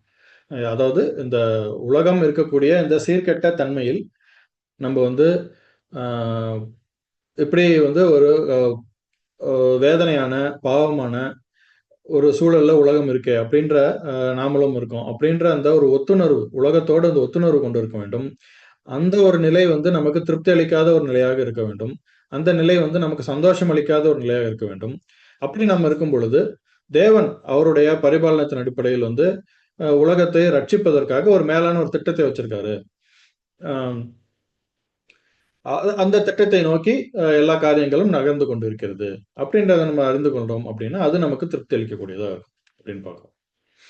அப்ப இது நமக்கு ஒரு ஆறுதலாக இருந்தாலும் இந்த வசனத்தில் சொல்லக்கூடிய அந்த துயரப்படுகிற பாக்கியவான்கள் அவர்கள் ஆறுதல் அடைவார்கள். அப்ப எப்பொழுது ஆறுதல் அடைய பற்றி இந்த வசனம் சொல்லுது அப்படின்னு நம்ம பார்த்தோம்னா தேவனுடைய ராஜ்யத்தில் தேவனுடைய ராஜ்யம் எப்பொழுது வருதோ எப்பொழுது வந்து நம்ம எல்லாம் கர்த்தர் கற்பித்த ஜெபத்தில் வந்து வேண்டுறோம். நம்ம வந்து உம்முடைய சித்தம் பரலோகத்தில் செய்யப்படுவது போல பூலோகத்திலும் செய்யப்படுவதாக அப்படின்னு நம்ம வேண்டுறோம் அப்படின்னு பார்க்கிறோம். அப்பொழுது அப்படிப்பட்ட ஒரு அவருடைய சித்தம் வந்து பூமியில் நடக்கிறது போல தேவனுடைய ராஜ்யம் ஆரம்பித்து விட்டது அப்படின்னா ஒரு இடத்துல ஆரம்பிச்சிருச்சு. இது நமக்கு ஆரம்பிச்சதா இல்லையா அப்படின்ற அந்த டவுட் எல்லாம் இல்லை. பரலோகத்தில் தேவனுடைய சித்தம் எப்படி நடக்குதோ அது போல இங்கேயும் நடக்கணும். இப்பொழுதுதான் தேவனுடைய ராஜ்யம் ஆரம்பித்ததுன்னு அர்த்தம். அப்படி ஆரம்பிக்கும் பொழுது அந்த உலகத்தில் இருக்கக்கூடிய எல்லா துக்கப்படுகிறது அதாவது துயரப்படுவதற்கான எல்லா காரியங்களும் இல்லாமல் போய்விடும் அப்படின்னு பார்க்கணும். அது எல்லாமே வந்து இந்த வேதனைப்படுவதற்கு கண்ணீர், வலி, வேதனை, நோய் இது எல்லாமே வந்து இதற்கான காரணங்கள் எல்லாம் போய்விடும், படிப்படியாக போய்விடும் அப்படின்னு பார்க்குறோம். அது நமக்கு ஒரு திருப்தி அளிக்கக்கூடியதாக இருக்கும். இப்பொழுதுதான் வந்து அந்த இந்த வசனத்தில் சொல்லக்கூடிய அந்த திருப்தி வரும். அப்ப இம்மையில் அப்ப என்ன நமக்கு கிடைக்கும் அப்படின்னு நம்ம பார்த்தோம்னா இந்த வசனத்தில் சொல்லப்பட்டிருக்கிற துயரப்படுகிறவர்கள் பாக்கியவான்கள் அவர்கள் ஆறுதல் அடைவார்கள் அப்படின்றது ஃபியூச்சர்ல இருந்தாலும் தேவனுடைய ராஜ்யத்தில் அப்படி இருந்தாலும் இம்மையில நம்ம பார்த்தோம் அப்படின்னா இங்கேயுமே வந்து ஒரு சின்ன அளவில் ஒரு ஒரு சின்ன விகிதாச்சாரத்தில் இங்கேயுமே நமக்கு ஒரு ஆறுதல் இருக்கு அப்படின்றதுதான் உண்மை அப்படின்னு பார்க்கிறோம். எப்படி வருது அப்படின்னா தேவனுடைய வார்த்தையில் அவர் நமக்கு சொல்லி இருக்கக்கூடிய இந்த ஆசீர்வாதங்கள் அவர் நமக்கு ஆசீர்வாதத்தை வாக்குத்தத்தம் பண்ணியிருக்கிறார். இந்த வாக்குத்தத்தங்கள் மீது நமக்கு விசுவாசத்தின் அடிப்படையில் நமக்கு நம்ம விசுவாசிக்கிறோம். நம்ம விசுவாசத்தின் மூலியமாக தேவன் நமக்கு கொடுத்திருக்கக்கூடிய இந்த ஆசீர்வாதங்கள் வாக்குத்தத்தங்கள் மீது நம்ம விசுவாசம் வைத்திருக்கிறதுனால் இப்பொழுதே வந்து நமக்கு அந்த ஆறுதல் கொஞ்சம் கிடைக்குது அப்படின்றத நம்ம பார்க்கிறோம். அதாவது எப்படி நம்ம வந்து மரணத்தை விட்டு நீங்கி நம்ம வந்து 8ஆம் நாள்ல மரணத்தை விட்டு நீங்கி நம்ம மரணத்தை தாண்டி நம்ம போய்விட்டது வந்து நம்ம விசுவாசத்தின் மூலியமாக இப்பொழுதே மரணத்தை விட்டு நீங்கி நம்ம போயிருக்கோம்னு சொல்லி நம்ம விசுவாசத்தினால் நம்ம பார்க்கிறோமோ அது போல தேவனுடைய ராஜ்யத்தில் வந்து இப்படி துயரப்படுவதற்கான எந்த காரியங்களும் இருக்காது, அதெல்லாம் வந்து போய்விடும் அப்படின்றத விசுவாசத்தின் மூலியமா இப்பொழுதே நம்ம ரொம்ப ஸ்ட்ராங்கா நம்ம நம்புறோம் அப்படின்னா அந்த ஆறுதல் நமக்கு இந்த காலகட்டத்தில் இந்த இம்மையிலையும் நமக்கு கொஞ்சம் இருக்கும் அப்படின்னு பார்க்கிறோம்.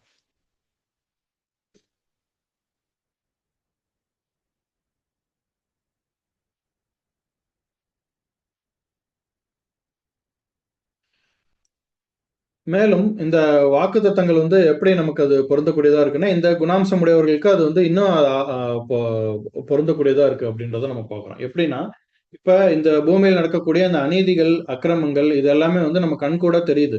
இதை வேறுபடுத்தி நம்மளால பார்க்க முடியுது. அநீதி இருக்கு, அநீதியாக இருக்கு, நீதியாக இல்ல அப்படின்றதை நம்ம வேறுபடுத்தி நம்மளால பார்க்க முடியுது. இதை எத்தனை பேரால இது முடியுது அப்படின்னு பார்த்தா கிடையாது. உலகத்தார் வந்து அவர்கள் வந்து சுயத்தின் மீது நம்பிக்கை உள்ளவர்களா இருக்காங்க. அவங்க அநீதியில வந்து நம்பிக்கை உள்ளவர்களா இருக்காங்க. எப்படி சாமர்த்தியமா அதை நம்ம ஒரு விஷயத்தை சாமர்த்தியமா செய்து முடிக்கணும். அது நீதியாக இருக்கோ இல்லையோ அவசியம் கிடையாது. நம்ம ஜெயிக்கிறதுக்கு நமக்கு நல்லது நடப்பதற்கு எப்படி வேணா நடந்து கொள்ளலாம், சாமர்த்தியமா நடந்து கொள்ளலாம் அப்படின்னு நினைக்கிறவங்களுக்கு இந்த வேறுபாடு புரியாது. உண்மையாகவே வந்து துயரப்படுகிறவர்கள், அதாவது இதுல இருக்கக்கூடிய அநீதியை அங்கீகரித்து துயரப்படுகிறவர்களுக்கு தான் வந்து ஒரு விஷயம் வந்து இன்னும் அதிக ஏற்புடையதா இருக்கும். எது அப்படின்னா, தேவன் அவருக்கு இப்பொழுது நமக்கு கொடுத்திருக்கக்கூடிய அந்த வாக்குத்தத்தங்கள். இது நமக்கு இன்னும் அதிகம் அதிகமாக வந்து இப்படிப்பட்டவர்களுக்கு தான் அந்த வாக்குத்தத்தங்கள் இன்னும் அதிகமாக அவர்களுடைய இருதயத்தில் கிரியை செய்யும் அப்படின்னு பார்க்கிறோம். அது நமக்கு வந்து இருதயத்தில் நமக்கு ஒரு சந்தோஷத்தை கொடுக்கும் அப்படின்னு பார்க்கிறோம். மற்றவர்களுக்கு அது அந்த துயரம் இல்லாத இந்த அநீதியை வந்து வேறுபடுத்தி பார்க்க முடியாதவர்களுக்கு இந்த ஆறுதல் வந்து அவர்களுக்கு கிடைக்காது. இந்த வாக்குத்தத்தங்கள் அந்த விசுவாசத்தின் மூலியமாக வரக்கூடிய வாக்குத்தத்தின் மீது இருக்கக்கூடிய விசுவாசத்தினால் வரக்கூடிய அந்த ஆறுதல் வந்து அவர்களுக்கு இந்த இம்மையில் கிடைக்காது மற்றவர்களுக்கு அப்படின்னு பார்க்கலாம்.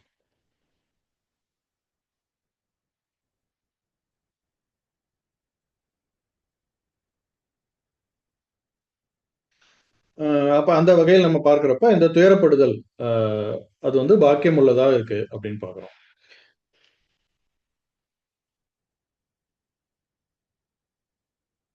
இப்படி வந்து மேலும் இன்னொரு வகையிலும் இது ஒரு ஆசீர்வாதமா இருக்கு. இன்னொரு வகையில என்னது? அதாவது ஒத்துணர்வு நம்ம கொண்டு இருக்கோம். இந்த துயரத்துக்கு பின்பாக ஒத்துணர்வு இருக்குங்கிறத நம்ம ஏற்கனவே பார்த்தோம். அதாவது பூமியில இருக்கக்கூடிய இப்படிப்பட்ட ஒரு அநீதியான நிலைமையிலும் எப்படி வந்து சர்வ சிருஷ்டியும் பிரசவித்து பிரசவ வேதனைப்பட்டு தவிக்கிறது அப்படின்றதை நம்ம பார்த்து ஒத்துணர்வு கொண்டிருந்தோம் அப்படின்னா அப்ப என்ன ஆகும்? அப்பொழுது எல்லாருமே நம்மளைப் போல பாவத்தில் வந்து கஷ்டப்படுறாங்கன்றதை நம்ம உணர்ந்து கொள்றோம். அப்பொழுது நம்ம வந்து சகல சிருஷ்டிகளுக்கு நம்ம வந்து நன்மை செய்கிறவர்களாக நம்ம இருப்போம். ஏன்னா அந்த ஒத்துணர்வு வந்து நம்ம அடுத்தவர்களுக்கு உதவி செய்வதற்கு ஒரு உதார குணம் உள்ளவர்களா இருப்பதற்கு நம்மை வந்து வழிநடத்துது. எஸ்பெஷலி விசுவாச வீட்டாருக்கு நம்ம ஒரு அவருக்கு உதவிக்கரம் நீட்டுவதற்கு நமக்கு அது வழிநடத்துது அப்படின்றத நம்ம பார்க்கணும். ஸோ அப்ப இந்த துயரம் அப்படின்றது இந்த வகையில் இரண்டாவது குணாம்சமாக இருக்கு. அடுத்த குணாம்சம் நம்ம போலாம். இது வந்து சாந்த குணம். சாந்த குணம் உள்ளவர்கள் பாக்கியவான்கள். அவர்கள் பூமியை சுதந்தரித்துக் கொள்வார்கள். இப்ப சாந்த குணம்னா என்னன்னு நம்ம பார்த்தோம்னா மீக்னஸ், அதான் அதனுடைய கொடுக்கப்பட்டிருக்கிற வார்த்தை மீக்னஸ். அதனுடைய அர்த்தம் வந்து மீக்னஸ். இது வந்து மூன்றாவது குணாம்சமாக இருக்கு. நம்மளது ஆண்டவர் சொல்லக்கூடிய மூன்றாவது குணாம்சம். இதற்கு நம்ம வெப்ஸ்டர் டிக்ஷனரியில அவர் மீனிங் போட்டிருக்கார். ரசல் அவர்கள் வந்து வெப்ஸ்டர் டிக்ஷனரியில இந்த மீக்னஸ்க்கு என்ன அர்த்தம் போட்டிருக்கு அப்படின்னு அவர் சொல்லியிருக்காரு. அதனுடைய அந்த அர்த்தத்தினுடைய தமிழ் டிரான்ஸ்லேஷன் வந்து என்னன்னு பார்த்தோம்னா இரண்டு அர்த்தங்கள். ஒன்று வந்து தேவ சித்தத்துக்கு சமர்ப்பித்தல். வெப்ஸ்டர் டிக்ஷனரியில மீக்னஸ்க்கு கொடுக்கப்பட்டிருக்கிற இரண்டு அர்த்தங்கள். ஒன்று வந்து தேவ சித்தத்துக்கு சமர்ப்பித்தல், மற்றொன்று வந்து சன்மார்க்க மற்றும் மத நோக்கத்திலிருந்து பொறுமை மற்றும் மென்மையாக இருத்தல்.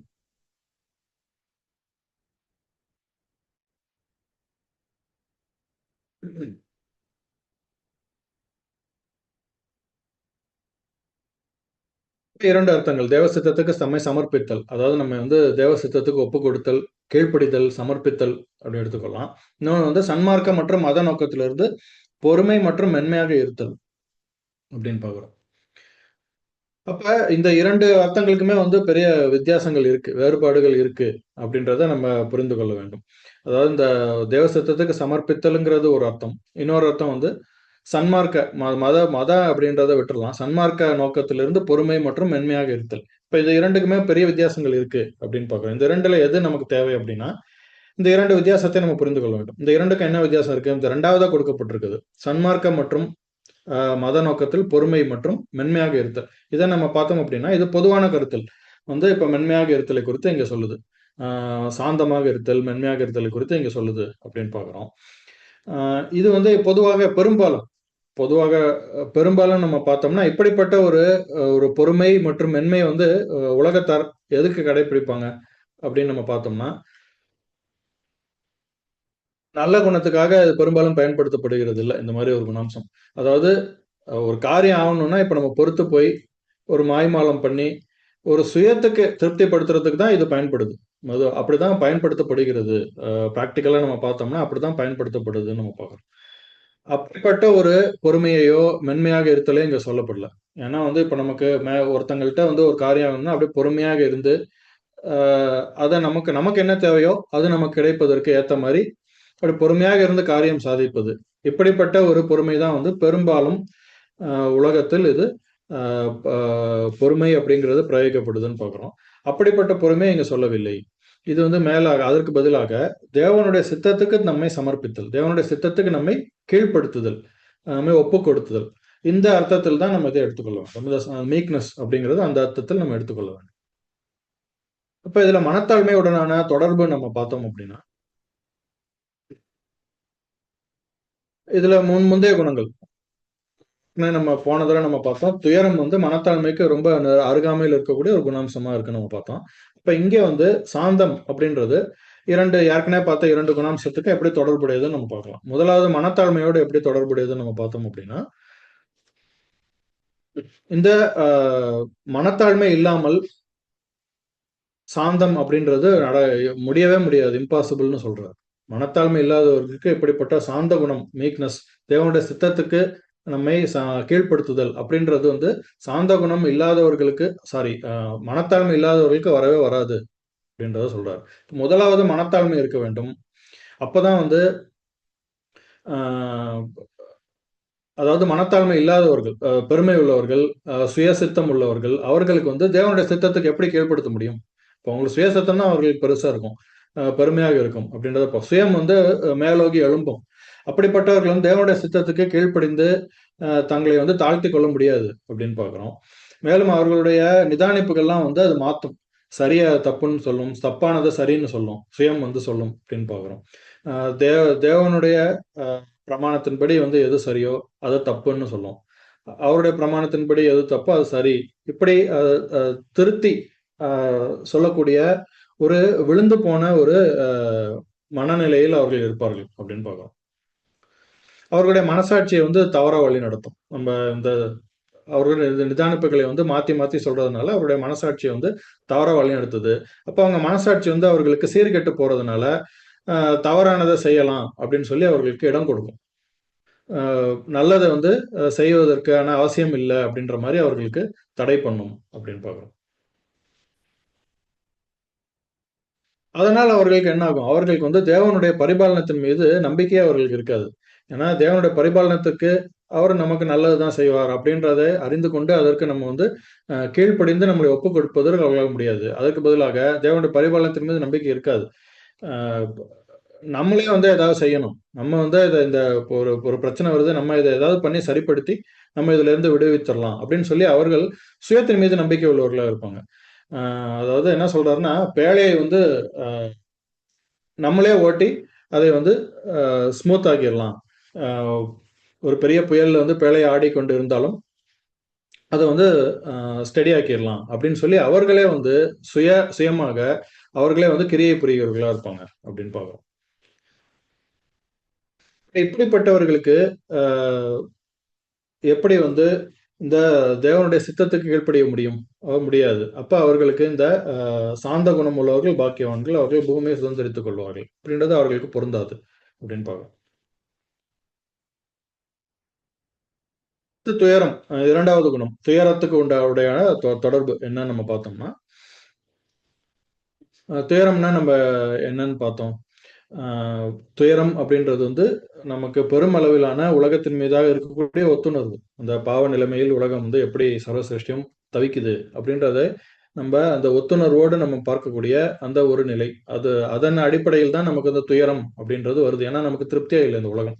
நமக்கு இந்த உலகம் வந்து நமக்கு சந்தோஷத்தை கொடுக்கல, திருப்தியா இல்லைன்ற அடிப்படையில் துயரம் வருது அப்படின்னு பார்க்கிறோம். அப்படி துயரம் இருக்கிறவர்களுக்கு மட்டும்தான் வந்து இப்படிப்பட்ட ஆஹ் சாந்தமான கீழ்ப்படிதலை வந்து செய்ய முடியும் அப்படின்னு சொல்றாரு. தேவனுடைய சித்தத்துக்கு தங்களை கீழ்ப்படுத்திக் கொள்ளக்கூடிய அந்த சாந்தமான ஒரு ஒரு நிலையில், மென்மையான ஒரு நிலையில் கீழ்ப்படிதல், அப்படிப்பட்ட தேவனுடைய சித்தத்துக்கு கீழ்ப்படிதல் என்றது இப்போ துயரம் இருக்கிறவர்களுக்கு தான் முடியும்.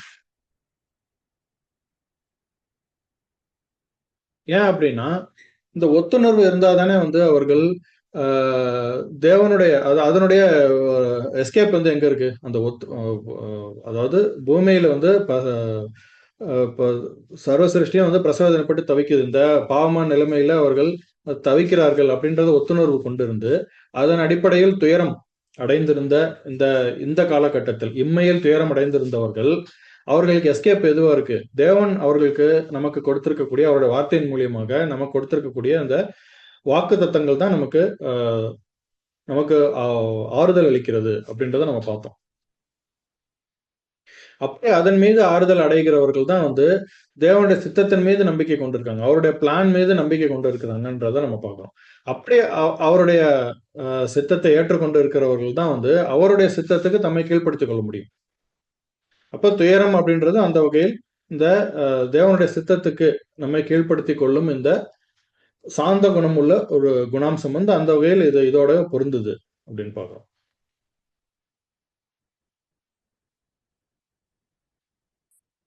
அதாவது நம்ம இந்த ஒத்துணர்வு கொண்டு அதன் அடிப்படையில் தேவனுடைய வாக்குத்தத்தங்கள் மீது விசுவாசத்தை வைத்து அதை நம்பி இருக்கிற நமக்கு வந்து நமக்கு என்ன புரியும்? வாக்குத்தத்தம் நமக்கு என்ன வசனம் நமக்கு என்ன சொல்லுது?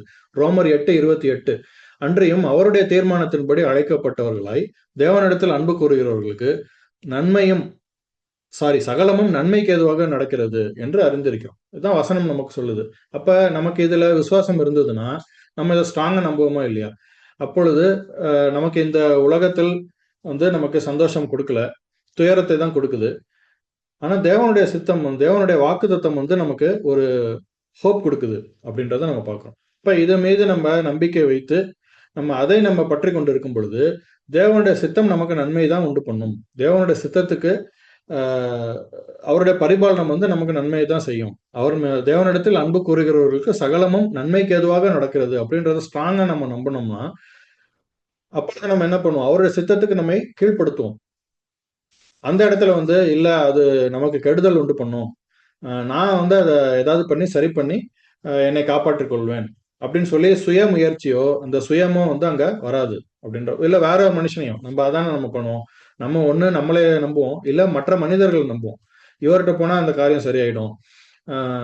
இவங்க வந்து இதை செய்வதற்கான வல்லமை வந்து அவங்களுக்கு இருக்கு. அவங்க அவங்க மேல நம்பிக்கை வச்சுக்கிட்டு இருப்போம்.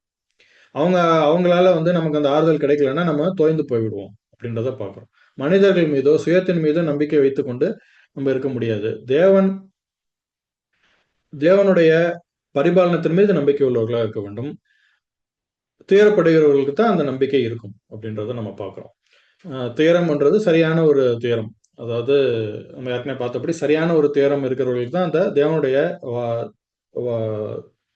பரிபாலனத்தின் மீது நம்பிக்கை இருக்கும். அப்படி நம்பிக்கை இருக்கும் பொழுதுதான் வந்து நம்ம இது நமக்கு நன்மைக்கு எதுவாகத்தான் நடக்கும் அப்படின்னு சொல்லி நம்ம தேவனுடைய பரிபாலனத்துக்கு அவருடைய சித்தத்துக்கு நம்மை கீழ்ப்படுத்துவோம், நம்மை சமர்ப்பிப்போம், நம்ம அர்ப்பணிப்போம் அப்படின்றத நம்ம பார்க்கிறோம். இப்படிப்பட்ட வகையில் அவர்கள் வந்து சாந்த குணம் உள்ளவர்கள், அது பாக்கியவான்கள், அவர்கள் பூமியை சுதந்திரித்துக் கொள்வார்கள் அப்படின்னு சொல்லப்பட்டிருக்கு.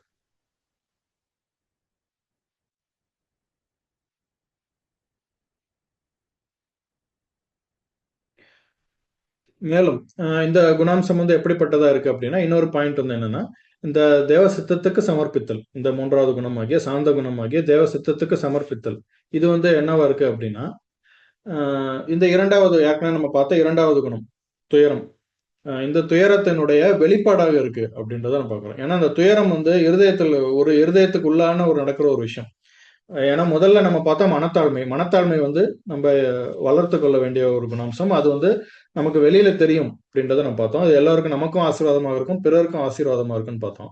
ஆனா அந்த துயரம் வந்து எப்படின்னு நம்ம பார்த்தோம்னா அது நம்ம இருதயத்தில் இருக்கக்கூடியது. அது வெளியில வந்து தெரியுமா அப்படின்றது நம்ம சொல்ல முடியாது. அது எப்படி வெளியே தெரியும் அப்படின்னா இந்த மூன்றாவது குணாம்சத்தின் மூலியமாக தான் தெரியும். மூன்றாவது குணாம்சம் நம்ம இப்ப பார்த்த தேவ சித்தத்துக்கு நம்ம சமர்ப்பித்தல். அப்ப தேவனுடைய சித்தம் எதுவோ அது நமக்கு நன்மையாக இருக்கும் அப்படின்னு சொல்லி அதுக்கு நம்ம சமர்ப்பித்து நம்ம சாந்தமாக நம்ம இருக்கிற அந்த நிலை வந்து வெளியில தெரியக்கூடிய ஒரு நிலையாக இருக்கும், மற்றவர்களுக்கு தெரியக்கூடிய நிலையாக இருக்கும். இந்த இரண்டாவது குணாம்சமாகிய துயர இருதயத்தில் இருக்கக்கூடிய அந்த இரண்டாவது குணாம்சமாகிய துயரத்தின் வெளிப்பாடாக இந்த மூன்றாவது குணாம்சமாகிய சாந்தமாகிய தேவ சித்தத்துக்கு சமர்ப்பித்தல் வந்து இருக்கும் அப்படின்னு பார்க்கிறோம்.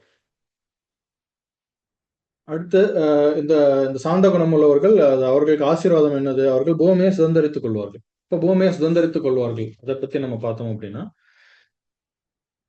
அப்பொழுது இது மறுபடியும் அது காலம் தான் வருது. நமக்கு ஏற்கனவே நம்ம முன்னாடியே நம்ம பார்த்தோம். மனத்தாழ்மை, சாந்தம் இதுக்கெல்லாம் வந்து நம்ம ஃபியூச்சர்ல தான் வந்து அதுக்கான உண்மையான நிறைவேறுதல் வந்து ஆசீர்வாதங்கள் வந்து ஃபியூச்சர்ல கிடைக்கக்கூடியதா இருக்கு. அதுபோல இதுக்கும் வந்து ஃபியூச்சர் தான்.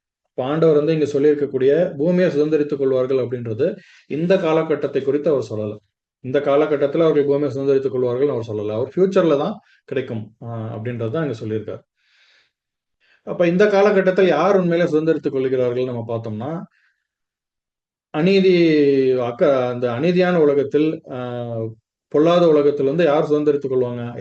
யாருக்கு இந்த பூமியினுடைய மேலான ஒரு நிலைமை இருக்கும் அப்படின்னு பார்த்தோம்னா, அநீதியானவர்கள் தான். திமிர் பிடித்தவர்களுக்கும், பொறுமை இல்லாதவர்கள் பொறுமை இல்லாதவர்களுக்கும், ரொம்ப கடுமையா நடந்து கொள்றவங்க, சுயநலவாதிகளா இருக்கக்கூடிய இப்படிப்பட்டவர்களுக்கு தான் வந்து அதிக வல்லமை உள்ள, செல்வாக்குள்ள, செல்வ செல்வங்கள் நிறைய கிடைக்கக்கூடிய அந்த மேலான நிலைமைகள் தான் இவர்களுக்கு தான் கிடைக்கும். அதாவது இந்த அநீதியானவர்கள், திமிர் பிடித்தவர்கள், பொறுமை இல்லாதவர்கள் இவர்களுக்கு தான் கிடைக்கும் அப்படின்னு பார்க்கிறோம்.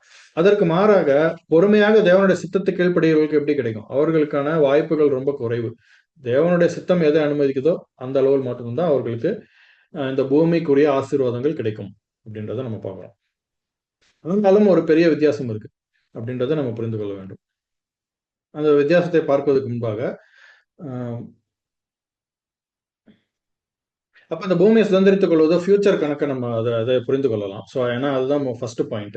ஏன்னா அவர்கள் பூமியை சுதந்திரித்துக் கொள்வார்கள்ன்றது இந்த இம்மையில் கிடையாது அப்படின்றத நம்ம புரிந்து கொள்ளணும். அப்பொழுது மறுமையில், அதாவது பரிசுத்தவான்கள் நம்ம பார்த்தோம் அப்படின்னா, யெஷுவா கிறிஸ்துக்கு உடன் சுதந்திரவாளிகளாக இருக்கிறாங்க.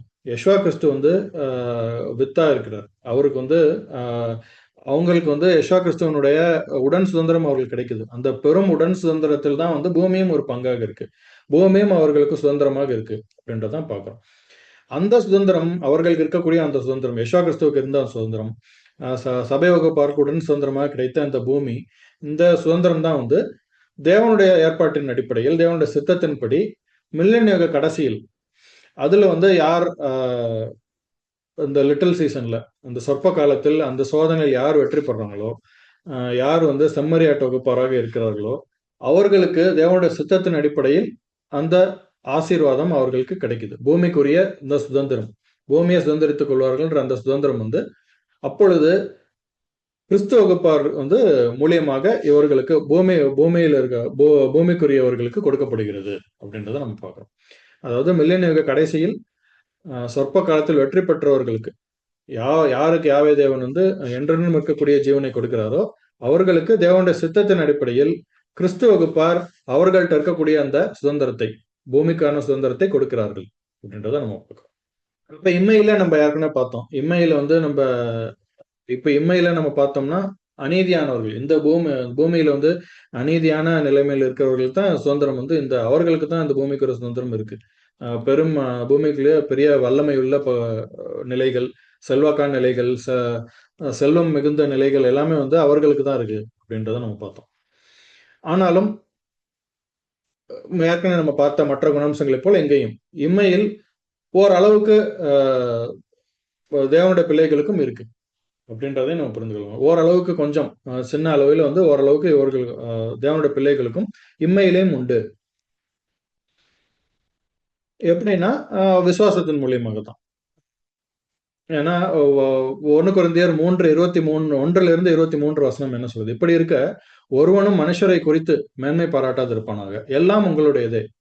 பவுலாகிலும் அப்போலோவாகிலும் கேபாவாகிலும் உலகமாகிலும் ஜீவனாகிலும் மரணமாகிலும் நிகழ்காரியங்களானாலும் வருங்காரியங்களானாலும், அது ரெண்டையும் சொல்றாரு. அதாவது நிகழ்காரியங்கள்னா இப்பொழுது இருக்கிறவைகள், இனி வரப்போகிறவைகள், இது எல்லாமே உங்களுடையது அப்படின்னு சொல்றாரு. அப்ப இதன் அடிப்படையில் விசுவாசத்தின ஃபியூச்சர்ல கிடைக்க போகுது அப்படின்றத இப்பொழுதே விசுவாசிக்கும் பொழுது இப்பொழுதே அதை கிடைத்தது போலது. விசுவாசத்தின் அடிப்படையில் இப்பொழுதே அதை பூமியை சுதந்திரித்துக் கொள்ளுகிற அந்த ஒரு நிலை வந்து தேவனுடைய பிள்ளைகளுக்கு எம்மையிலே உண்டு அப்படின்றத பார்க்கிறோம். அது ஆனா ரியலா இல்லாம விசுவாசத்தின் அடிப்படையில் மாத்திரம் உண்டு அப்படின்னு பார்க்கிறோம். அப்ப இந்த இன்மையில் நம்ம பார்த்தோம் அப்படின்னா, இந்த பொல்லாத உலகத்தில் வந்து பெரிய வல்லமை உள்ள நிலையில் இருக்கக்கூடியவர்கள் அவர்களுக்கும் விசுவாசத்தின் அடிப்படையில் பூமியை சுதந்திரித்துக் கொள்ளுகிற கிறிஸ்துவின் பிள்ளைகளுக்கும் என்ன வித்தியாசம்? அப்ப யாருக்கு அதிக ஆசீர்வாதம் உண்டு அப்படின்னு நம்ம பார்த்தோம்னா, இப்ப கிறிஸ்டியன் பிள்ளைகளுக்கு வந்து எப்படிப்பட்ட ஒரு நிலையில இருக்காங்க? அவர்கள் வந்து ஏற்கனவே மனத்தாழ்மை உள்ளவர்களா இருக்காங்க. அவர்களுக்கு தான் இந்த சாந்தம் வரும். துயரப்படுகிறவர்கள். இந்த 2 குணாம்சங்கள் மீது கட்டப்பட்ட ஒரு குணாம்சம் தான் வந்து இந்த சாந்தம். தேவனுடைய சித்தத்துக்கு கீழ்ப்படுகிறார். அந்த குணாம்சம் நம்ம அத பார்த்தோம். ஸோ அப்ப இவர்களுக்கு அ விசுவாசத்தின் அடிப்படையில் பூமிய சுதந்திரம் இப்பொழுதே கிடைக்குது அப்படின்னா, தேவனுடைய சித்தத்துக்கு கீழ்ப்படுகிறவர்களாக தங்களை கீழ்ப்படுத்துகிறவர்களாக இருந்தாங்க அப்படின்னா, அப்பொழுது தேவனுடைய சித்தத்தின் அடிப்படையில் அவர்களுக்கு இங்க என்ன கிடைக்குதோ, அதை அவர்கள் எப்படி ஏற்றுக்கொள்வார்கள்? ரொம்ப சந்தோஷமா ஏற்றுக்கொள்வாங்க. அது வந்து அவர்களுக்கு ரொம்ப திருப்தி அளிக்கக்கூடியதாக இருக்கும் அப்படின்றத பார்க்கிறோம். அது தேவனுடைய சித்தம் எனக்கு இத குடுக்குதா? அப்ப அதுல ரொம்ப சந்தோஷமா இருக்கேன். தேவனுடைய சித்தம் எனக்கு இத குடுக்கலையா? அதுலயும் சந்தோஷமா இருப்பேன். அப்படின்னு சொல்லி அவர்கள் எப்பொழுதும் திருப்தி உள்ளவர்களாக இருப்பார்கள் அப்படின்னு பார்க்கிறோம். ஆ அவங்களுக்கு வந்து குறையே இருக்காது அப்படின்னு பார்க்கிறோம். நமக்கு சங்கீதம் வசனம் என்ன படிக்கிறோம்? கர்த்தர் என் மேய்ப்பராய் இருக்கிறார், நான் தாழ்ச்சி அடையேன். அவர் என்னை புல்லுள்ள இடங்களில் மேய்த்து அமர்ந்த தண்ணீர்கள் அண்டையில் என்னை கொண்டு போய் விடுகிறார். சங்கீதம் 23. மற்றும் பிலிப்பியர் 4, 11, 12, 13 பார்த்தோம்னா, நான் எந்த நிலைமையில் இருந்தாலும் மனரம்யமா இருக்க கற்றுக்கொண்டேன். தாழ்மையா இருக்கவும் எனக்கு தெரியும், வாழ்ந்திருக்கவும் எனக்கு தெரியும். எவ்விடத்திலும் எல்லா இடத்திலும் திருப்தியாய் இருக்கவும், பட்டினியாய் இருக்கவும், பரிபூரணம் அடையவும், குறைவுபடவும் போதிக்கப்பட்டேன். என்னை பலப்படுத்துகிற கிறிஸ்துவனால எல்லாவற்றையும் செய்ய எனக்கு பலன் உண்டு. அப்ப இப்படிப்பட்ட ஒரு திருப்தி வந்து ஆண்டவருடைய மக்களுக்கு இருக்கும். தேவனுடைய சித்தம் எனக்கு எது கொடுக்குதோ அதில் அவர்கள் திருப்தியாக இருப்பார்கள் அப்படின்றத பார்க்கிறோம். ஆனா உலகத்தார் வந்து எப்படி இருப்பாங்க? அவர்களுக்கு எவ்வளவு கொடுத்தாலும் பத்தாது. சுயநலவாதிகளாக இருக்கிறார்கள். அவர்கள் வந்து சுயநல ஏக்கம் வந்து அதிகமாக இருக்கும். எவ்வளவு அவர்களுக்கு கிடைத்தாலும் அது பத்தவே பத்தாது. திருப்தியே அவர்களுக்கு ஒரு நிறைவு அடைய மாட்டார்கள். திருப்தி இருக்காது அப்படின்றத நம்ம பார்க்கிறோம். அப்பொழுது இவங்க 2 பேரையும் கம்பேர் பண்ணி பார்த்தா யாருக்கு அதிக ஆசீர்வாதம்? உலகத்தாருக்கு அல்ல, தேவனுடையவர்களுக்கு தான் அதிக ஆசீர்வாதம். இம்மையிலேயும் அதிக ஆசீர்வாதம் அவர்களுக்கு தான் உண்டு. அப்படின்றதை நம்ம இந்த கண்ணோக்கட்டத்துல நம்ம பார்த்து புரிந்து கொள்ளலாம். கடைசியாக இந்த 4வது குணாம்சம். இன்றைக்கு கடைசியாக 4வது குணாம்சம் பார்க்கலாம். நீதியின் மேல் பசி தாகம். இதை நம்ம பார்த்தோம் அப்படின்னா, இதுவும் வந்து முந்தைய கிருபைகள் உடனான ஒரு தொடர்புடைய ஒரு குணாம்சமாக தான் இருக்கு. முந்தைய கிருபை ஏற்கனவே என்னங்கள் பார்த்தோம்? மனத்தாழ்மை, துயரம் மற்றும் சாந்தம். இதன் மீது கட்டப்பட்ட ஒரு குணாம்சமாகத்தான் வந்து இந்த நீதியின் மேல் பசி தாகம் அப்படின்ற குணாம்சமும் இருக்கு. அப்படின்றத பார்க்குறோம். அப்ப மனத்தாழ்மையோட அதுக்கு என்ன தொடர்பு இருக்கு அப்படின்னு நம்ம பார்த்தோம்னா, மனத்தாழ்மை இல்லை அப்படின்னா, அப்ப எப்படி இருப்பாங்க? அதாவது நம்முடைய பாவமான நிலையை உணராம, அ த நீதி இல்லாத ஒரு நிலையை உணராம இருந்தோம் அப்படின்னா, நம்ம கிட்ட இருக்கக்கூடிய சுயநீதி வந்து போதுமானதா இருக்கும் அவங்களுக்கு. மனத்தாழ்மை இல்லை அப்படின்னா, சுயநீதி போதுமானதா இருக்கும். நம்ம கிட்ட இருக்கக்கூடிய இந்த அ நம்ம எத சரின்னு நினைக்கிறோமோ, அதெல்லாம் சரின்றது திருப்தியா இருப்பாங்க அவர்கள். அவர்களுக்கு வந்து தேவனுடைய நிலையே அவர்களுக்கு தெரியாது. தேவனுடைய ஆழம், அ நீளம், ஆழம், அகலம் அவர் எவ்வளவு வேறுபட்டவரா இருக்கிறார், எவ்வளவு மேலானவரா இருக்கிறார், நமக்கும் அவருக்கும் எவ்வளவு பெரிய அ ஒரு கேப் இருக்கு. இதெல்லாம் புரியாதவர்களுக்கு சுயநீதி திருப்தி அளிக்கிறதா இருக்கும். மனத்தாழ்மை இல்லாதவர்களுக்கு சுயநீதி திருப்தி அளிக்கிறதா இருக்கும் அப்படின்றத பார்க்கிறோம். அப்படிப்பட்டவர்களுக்கு நீதியின் மேல் பசி தாகம் இருக்காது. ஏன்னா, அவர்களுக்கு நீதிங்கிற அந்த கான்செப்டே வந்து ரொம்ப தவறானதா இருக்கு அப்படின்றத பார்க்கிறோம். தேவனுடைய நீதி என்னன்னு தெரிஞ்சா தானே அதோட கம்பேர் பண்ணி பார்த்து சுயத்துக்கு நம்மகிட்ட நீதி பத்தல. நம்ம சுயநீதி உ கந்தை, அ நம்ம அபூரணத்தில் இருக்கோம். இதெல்லாம் புரிந்து கொள்ள முடியும். இப்ப இதெல்லாம் புரியாதவர்களுக்கு, சரியான நீதியே தெரியாதவர்களுக்கு நீதியின் மேல் பசி தாகமும் இருக்காது அப்படின்னு.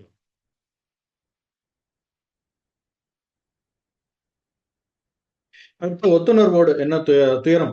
துயரத்தினுடைய என்ன தொடர்பு இந்த நீதியின் மேல் பசித்தாகத்துக்கு நம்ம பார்த்தோம்னா, ஒத்துணர்வு. துயரம் அப்படின்றது நமக்கு பின்னாக வந்து இருக்கக்கூடிய குணாம்சம் ஒத்துணர்வு.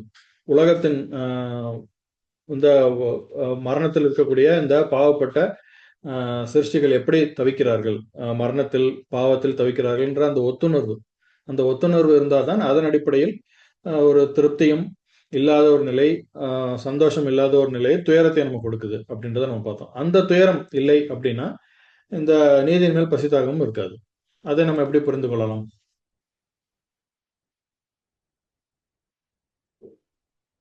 அப்போ ஒத்துணர்வு நமக்கு இந்த நீதியும் அநீதிக்கும் வந்து வேறுபடுத்தி நம்ம பார்த்தாதான் அந்த ஒத்துணர்வு நமக்கு சரியாக இருக்கும் பார்க்குறோம். அந்த வேறுபாடே நம்மளால பார்க்க முடியல. இங்க தவறுகள் நடக்குது, அநீதிகள் நடக்குது, இந்த அக்கிரமங்கள் இக்காலத்தில் இந்த பொல்லாத உலகத்தில் நடக்குது அப்படின்றத வேறுபடுத்தியே நம்மளால பார்க்க முடியவில்லை அப்படின்னா, அதாவது இந்த உலகத்தில் பெரும்பாலான மக்கள் வந்து எப்படி இருக்காங்க, இதை வேறுபடுத்தி பார்க்க முடியாதவர்களா தான் இருக்காங்க அப்படின்றத நம்ம பார்க்குறோம். ஏன்னா அவர்கள்ட்ட வந்து அதனாலதான் வந்து செல்வம் அதிக அளவில் சேர்த்து கொண்டே போகிறார்கள் என்பதை நம்ம பார்க்குறோம். இப்போ பூமியில பார்த்தோம்னா பணக்காரர்கள் வந்து சில பணக்காரர்கள் ரொம்ப அதிக அளவில் இருக்காங்க. இந்த டாப் 10ல இருக்க பணக்காரர்கள் நம்ம பார்த்தோம் அப்படின்னா, பூமியில இருக்கக்கூடிய பெரும்பாலானவர்கள்ட்ட இருக்கக்கூடிய செல்வம் வந்து அந்த டாப்ல இருக்க அந்த 10 பேர்கிட்ட இருக்கு. இப்படிப்பட்ட அந்த ஏற்றத்தாழ்வு வந்து ரொம்ப பெரிய கேப்ல இருக்கக்கூடிய ஏற்றத்தாழ்வா இருக்குன்னு பார்க்கிறோம். இப்ப கூட வந்து எலான் மஸ்க் வந்து ஆஹ், ஆஹ், ஒரு ஓட்டர்ஸ்லாம் சேர்ந்து ஓட் பண்ணி ஒரு ஒரு விஷயம் பாஸ் பண்ணியிருக்காங்க. என்ன அப்படின்னா, அந்த கம்பெனி ஷேர் ஹோல்டர்ஸ்லாம் வந்து ஒரு விஷயம் பாஸ் பண்ணியிருக்காங்க. என்ன அப்படின்னா, ஒரு குறிப்பிட்ட ஒரு ஒரு டார்கெட்டை அடைந்துட்டா எலான் மஸ்க்கு $1 trillion வந்து கொடுக்க வேண்டும் அப்படின்ற அந்த ஒரு ஒரு இது ரெசல்யூஷன் பாஸ் பண்ணியிருக்காங்கன்னு பார்க்குறோம். இப்போ $1 trillion எவ்வளோ? அது வந்து உலகத்தில் இதுவரைக்கும் யாருமே அடைந்திடாத ஒரு ஒரு நிலை. இப்பொழுது எவ்வளவோ நம்ம வந்து பில்கேட்ஸ், எவ்வளவோ நம்ம பணக்காரர்கள் இருக்காங்க, அஹ் ஜெஃப் பேசோஸ், இது மாதிரி யார் யாரும் இருக்காங்க. எல்லாரையும் விட இதுவரைக்கும் யாரும் அடைந்து விடாத ஒரு நிலை 86 லட்சம் கோடி. இந்த $1 trillion 86 லட்சம் கோடி அப்படின்னு பார்க்குறோம்.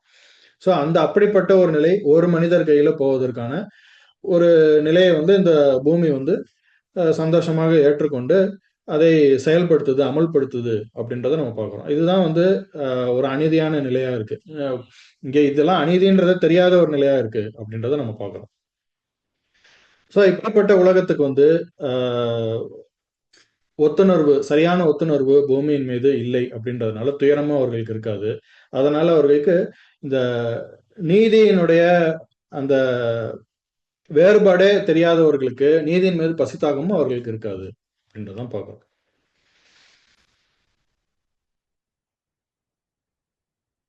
இந்த இங்க அநீதி இருக்குன்றத வேறுபடுத்தி பார்க்க முடியாதவர்களுக்கு மேசியாவின் மில்லேனிய ராஜ்யத்தில் எப்படி பூமியில் வந்து உண்மையான நீதி வந்து அமல்படுத்தப்பட போகிறது அப்படின்றது அவர்களுக்கு புரியாது. அதனால அவர்களுக்கு அந்த நீதியின் பசித்தாகம் இப்பொழுது இருக்காது அப்படின்னு பார்க்கிறோம். மேலும் சாந்தம், அந்த சாந்தம் அப்படின்ற குணத்துக்கு என்ன, நீதியின் மேல் பசித்தாகத்துக்கும் சாந்தத்துக்கும் என்ன தொடர்பு அப்படின்னு நம்ம பார்த்தோம்னா, அப்ப இந்த நீதியின் மேல் பசித்தாகம் வந்து எப்படி இருக்கு? நீதியின் மேல் பசி தாகம் இந்த இரண்டும் எதற்கு இருக்கு அப்படின்னு நம்ம பார்த்தோம்னா, நீதிக்கும் நியாயத்துக்கும் சத்தியத்துக்கும் இருக்கும். அதுதான், அதற்கு பசியும் தாகமும் நம்ம இருந்தாதான் அதுதான் வந்து பசித்தாகம். நீதியின் மேல் பசித்தாகம் இந்த வசனத்தில் சொல்லப்பட்டிருக்கு. அதாவது முக்கியமாக நீதிக்கும் சத்தியத்துக்கும் நியாயத்துக்கும் பசித்தாகம் இருக்கிறதுங்கிறது இன்னொரு விஷயத்தை அங்க சொல்லுது அப்படின்னா, தப்பறைக்கு வெறுப்பு இருக்கும், தப்பறை மீது வெறுப்பு இருக்கும் அப்படின்றத பார்க்கிறோம். எல்லா விதமான அநியாயத்துக்கும் அநீதிக்கும் எதிரான ஒரு வெறுப்பு இருக்கும் அப்படின்றத நம்ம பார்க்கிறோம். இப்படிப்பட்ட ஒரு வெறுப்பு வந்து இருக்கும்.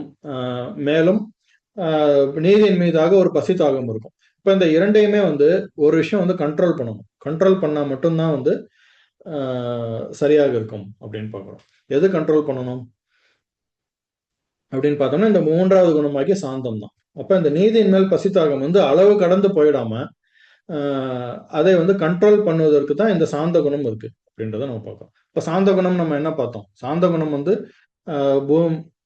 தேவனுடைய சித்தத்துக்கு நம்மை வந்து அர்ப்பணித்தல்.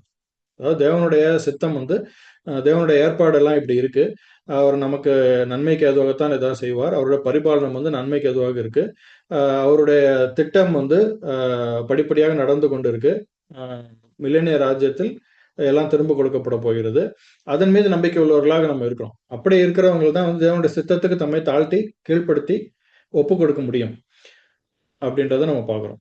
அப்படிப்பட்ட ஒரு நிலை இருந்தாதான் வந்து இந்த நீதியின் மீது பசித்தாகம்ன்றது அதிகப்படியா போயிடாம பார்த்துக்கும். அதாவது அதிகப்படியாம போயிடாம பார்த்துக்கோம்னா என்ன சொல்ல வரோம்னா, இப்பொழுது இந்த கட்டுப்படுத்தாமல் இந்த நீதியின் மீது பசித்தாகம் ரொம்ப அதிகமா இருக்கு, அதை வந்து கட்டுப்படுத்தாம விட்டுட்டா என்ன ஆயிடும்? சோஷியல் சர்வீஸ் பக்கம் போயிடுவாங்க அப்படின்றத பார்க்குறோம். நம்மளே ஏதாவது பண்ணி சரி பண்ணிடலாம், இந்த பிரச்சனையெல்லாம் வந்து சரி பண்ணுவதற்கு ஏதோ நம்மளால முடிஞ்சதை செஞ்சு சரி பண்ணிடலாம் அப்படின்ற அந்த சோஷியல் சர்வீஸ் பக்கம் போயிடுவாங்க. நேற்றே நம்ம கேள்வியில் நம்ம பார்த்தோம், இந்த எக்ஸ்ட்ரீம் ஆன ஒரு விஷயத்துக்கு நம்ம போயிடும். ஆஹ் தேவனுடைய சித்தத்துக்கு நம்ம விட்டு விட வேண்டும். தேவனுடைய சித்தம் வந்து எப்படி, இது எல்லாமே வந்து நன்மைக்கு ஏதுவாகத்தான் முடிய போகுது. இது எல்லாமே வந்து பிற்பாடு ஆசீர்வாதமான ஒரு அனுபவங்களை ஆஹ் நிலை அடைவதற்கு ஏற்ற அனுபவங்கள்லாம் இப்போ தேவனுடைய சித்தம் சித்த ஆஹ் சித்தத்தின் அடிப்படையில் பூமிக்கு இந்த தீமையான அனுபவம் வந்து கிடைத்து கொண்டு இருக்கு அப்படின்றத நம்ம பார்க்கிறோம். அதுல வந்து நம்ம நீதியின் மீது பசித்தாகம் அதிகமாக இருந்து தேவனுடைய சித்தத்துக்கு கீழ்ப்படுத்த முடியாத அந்த தடை, இந்த கட்டுப்படுத்தக்கூடிய அந்த சாந்தம், தேவனுடைய சித்தத்துக்கு தம்மை கீழ்ப்படுத்தக்கூடிய அந்த கட்டுப்பாடு நமக்கு இல்லை அப்படின்னா, அது கட்டுப்பாடு இல்லாமல் போய்விடும்.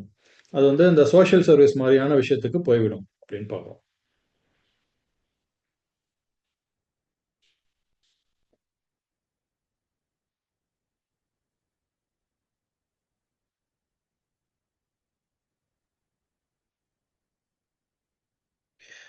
அடுத்தது இப்பொழுது நீதியின் மேல் பசித்தாகம் உள்ளவர்கள் பாக்கியவான்கள், அவர்கள் திருப்தி அடைவார்கள். எப்பொழுது திருப்தி அடைவார்கள்? நம்ம ஏற்கனவே 3 குணாம்சங்கள் பார்த்தது போல இப்போ இதுக்கும் வந்து ஃபியூச்சர்ல தான் வந்து சரியான கருத்தில் திருப்தி அடைவார்கள் அப்படின்றது இருக்கு. அதாவது மேசியாவின் ராஜ்யத்தில் தான் வந்து இந்த சரியான ஸ்ட்ரிக்டான சென்ஸ்ல இந்த திருப்திங்கிறது அங்கதான் கிடைக்கும்.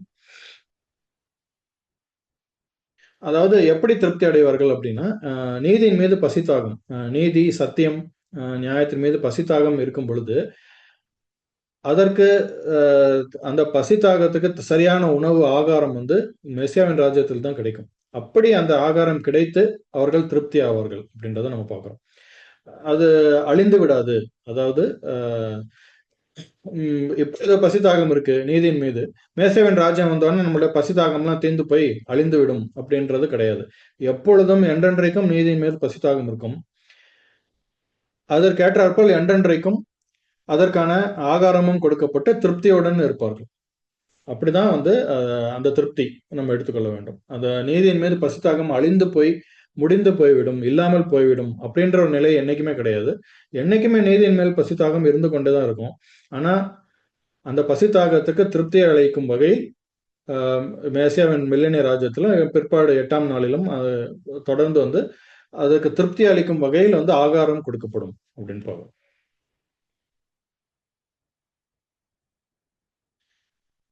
இம்மையில் எப்படி எப்படி நம்ம எடுத்துக்கொள்ளலாம்? ஏற்கனவே பார்த்தப்ப இம்மையிலையும் வந்து ஒரு சிறு கருத்துல இம்மையிலும் வந்து பொருந்தும். விசுவாசத்தின் அடிப்படையில் இப்பொழுதே வந்து நமக்கு அந்த திருப்தி வந்து இப்பொழுதும் நமக்கு ஓரளவுக்கு இருக்கு, ஒரு முன்ருசியாக இருக்கு அப்படின்றத நம்ம பார்க்குறோம். முன்ருசின்னு சொல்லியிருக்காரு.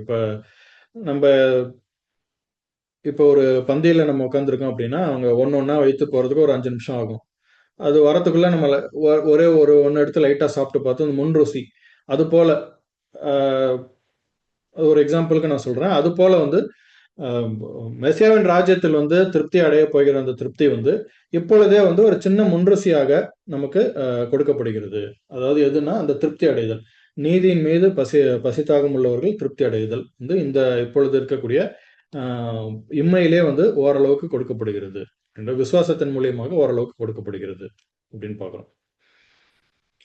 அதுதான் வந்து அதுதான் வந்து ஏற்ற வேலையில் விசுவாச வீட்டாருக்கு கொடுக்கப்படுகிற போஜனங்கள் தான் அந்த திருப்தி. இப்பொழுது நம்ம வந்து நீதியின் மீது பசித்தாகம், சத்தியத்தின் மீது பசித்தாகம் உள்ளவர்களா நீங்க அப்படியே இருங்கன்னு சொல்லி தேவன் நம்மளை விட்டு விடல. நமக்கு எப்பொழுது நமக்கு கொடுக்கக்கூடிய ஆகாரம், ஏற்ற வேலையிலான ஆகாரத்தை தேவன் நமக்கு கொடுத்து கொண்டுதான் இருக்கார். அது இல்லாமல் ஒரு நிலையை வந்து நமக்கு தேவன் நமக்கு விட்டு விடல. அந்த வகையில் நமக்கு ஓரளவுக்கு வந்து இப்பொழுது ஒரு முன்ருசியாக நமக்கு அந்த திருப்தி இப்பொழுதே நமக்கு கிடைத்து கொண்டிருக்கு. ஆனா இதெல்லாம் விட அதிகமாக ஒரு பெருமளவிலாக மேசியாவின் ராஜ்யத்திலும் 8ஆம் நாளிலும் அந்த திருப்திங்கிறது இன்னும் அதிகமான ஒரு ஒரு ஒரு அளவில் இருக்கும் அப்படின்றத பார்க்கணும். ஸோ இப்போ இதுதான் இந்த 4 பகுதிகளாக இருக்கு. மீதம் இருக்கக்கூடிய அந்த 4 பகுதிகளை இரக்கம் மற்றும் இருதயத்தில் சுத்தம், சமாதானம் பண்ணுதல், நீதி நிமித்தம் துன்பப்படுதல், இந்த 4 குணாம்சங்களையும் தேவனுக்கு சித்தமானால் அடுத்த பகுதியில் பார்க்கலாம். அவ்வளவுதான் பிரதர். Thank you brother.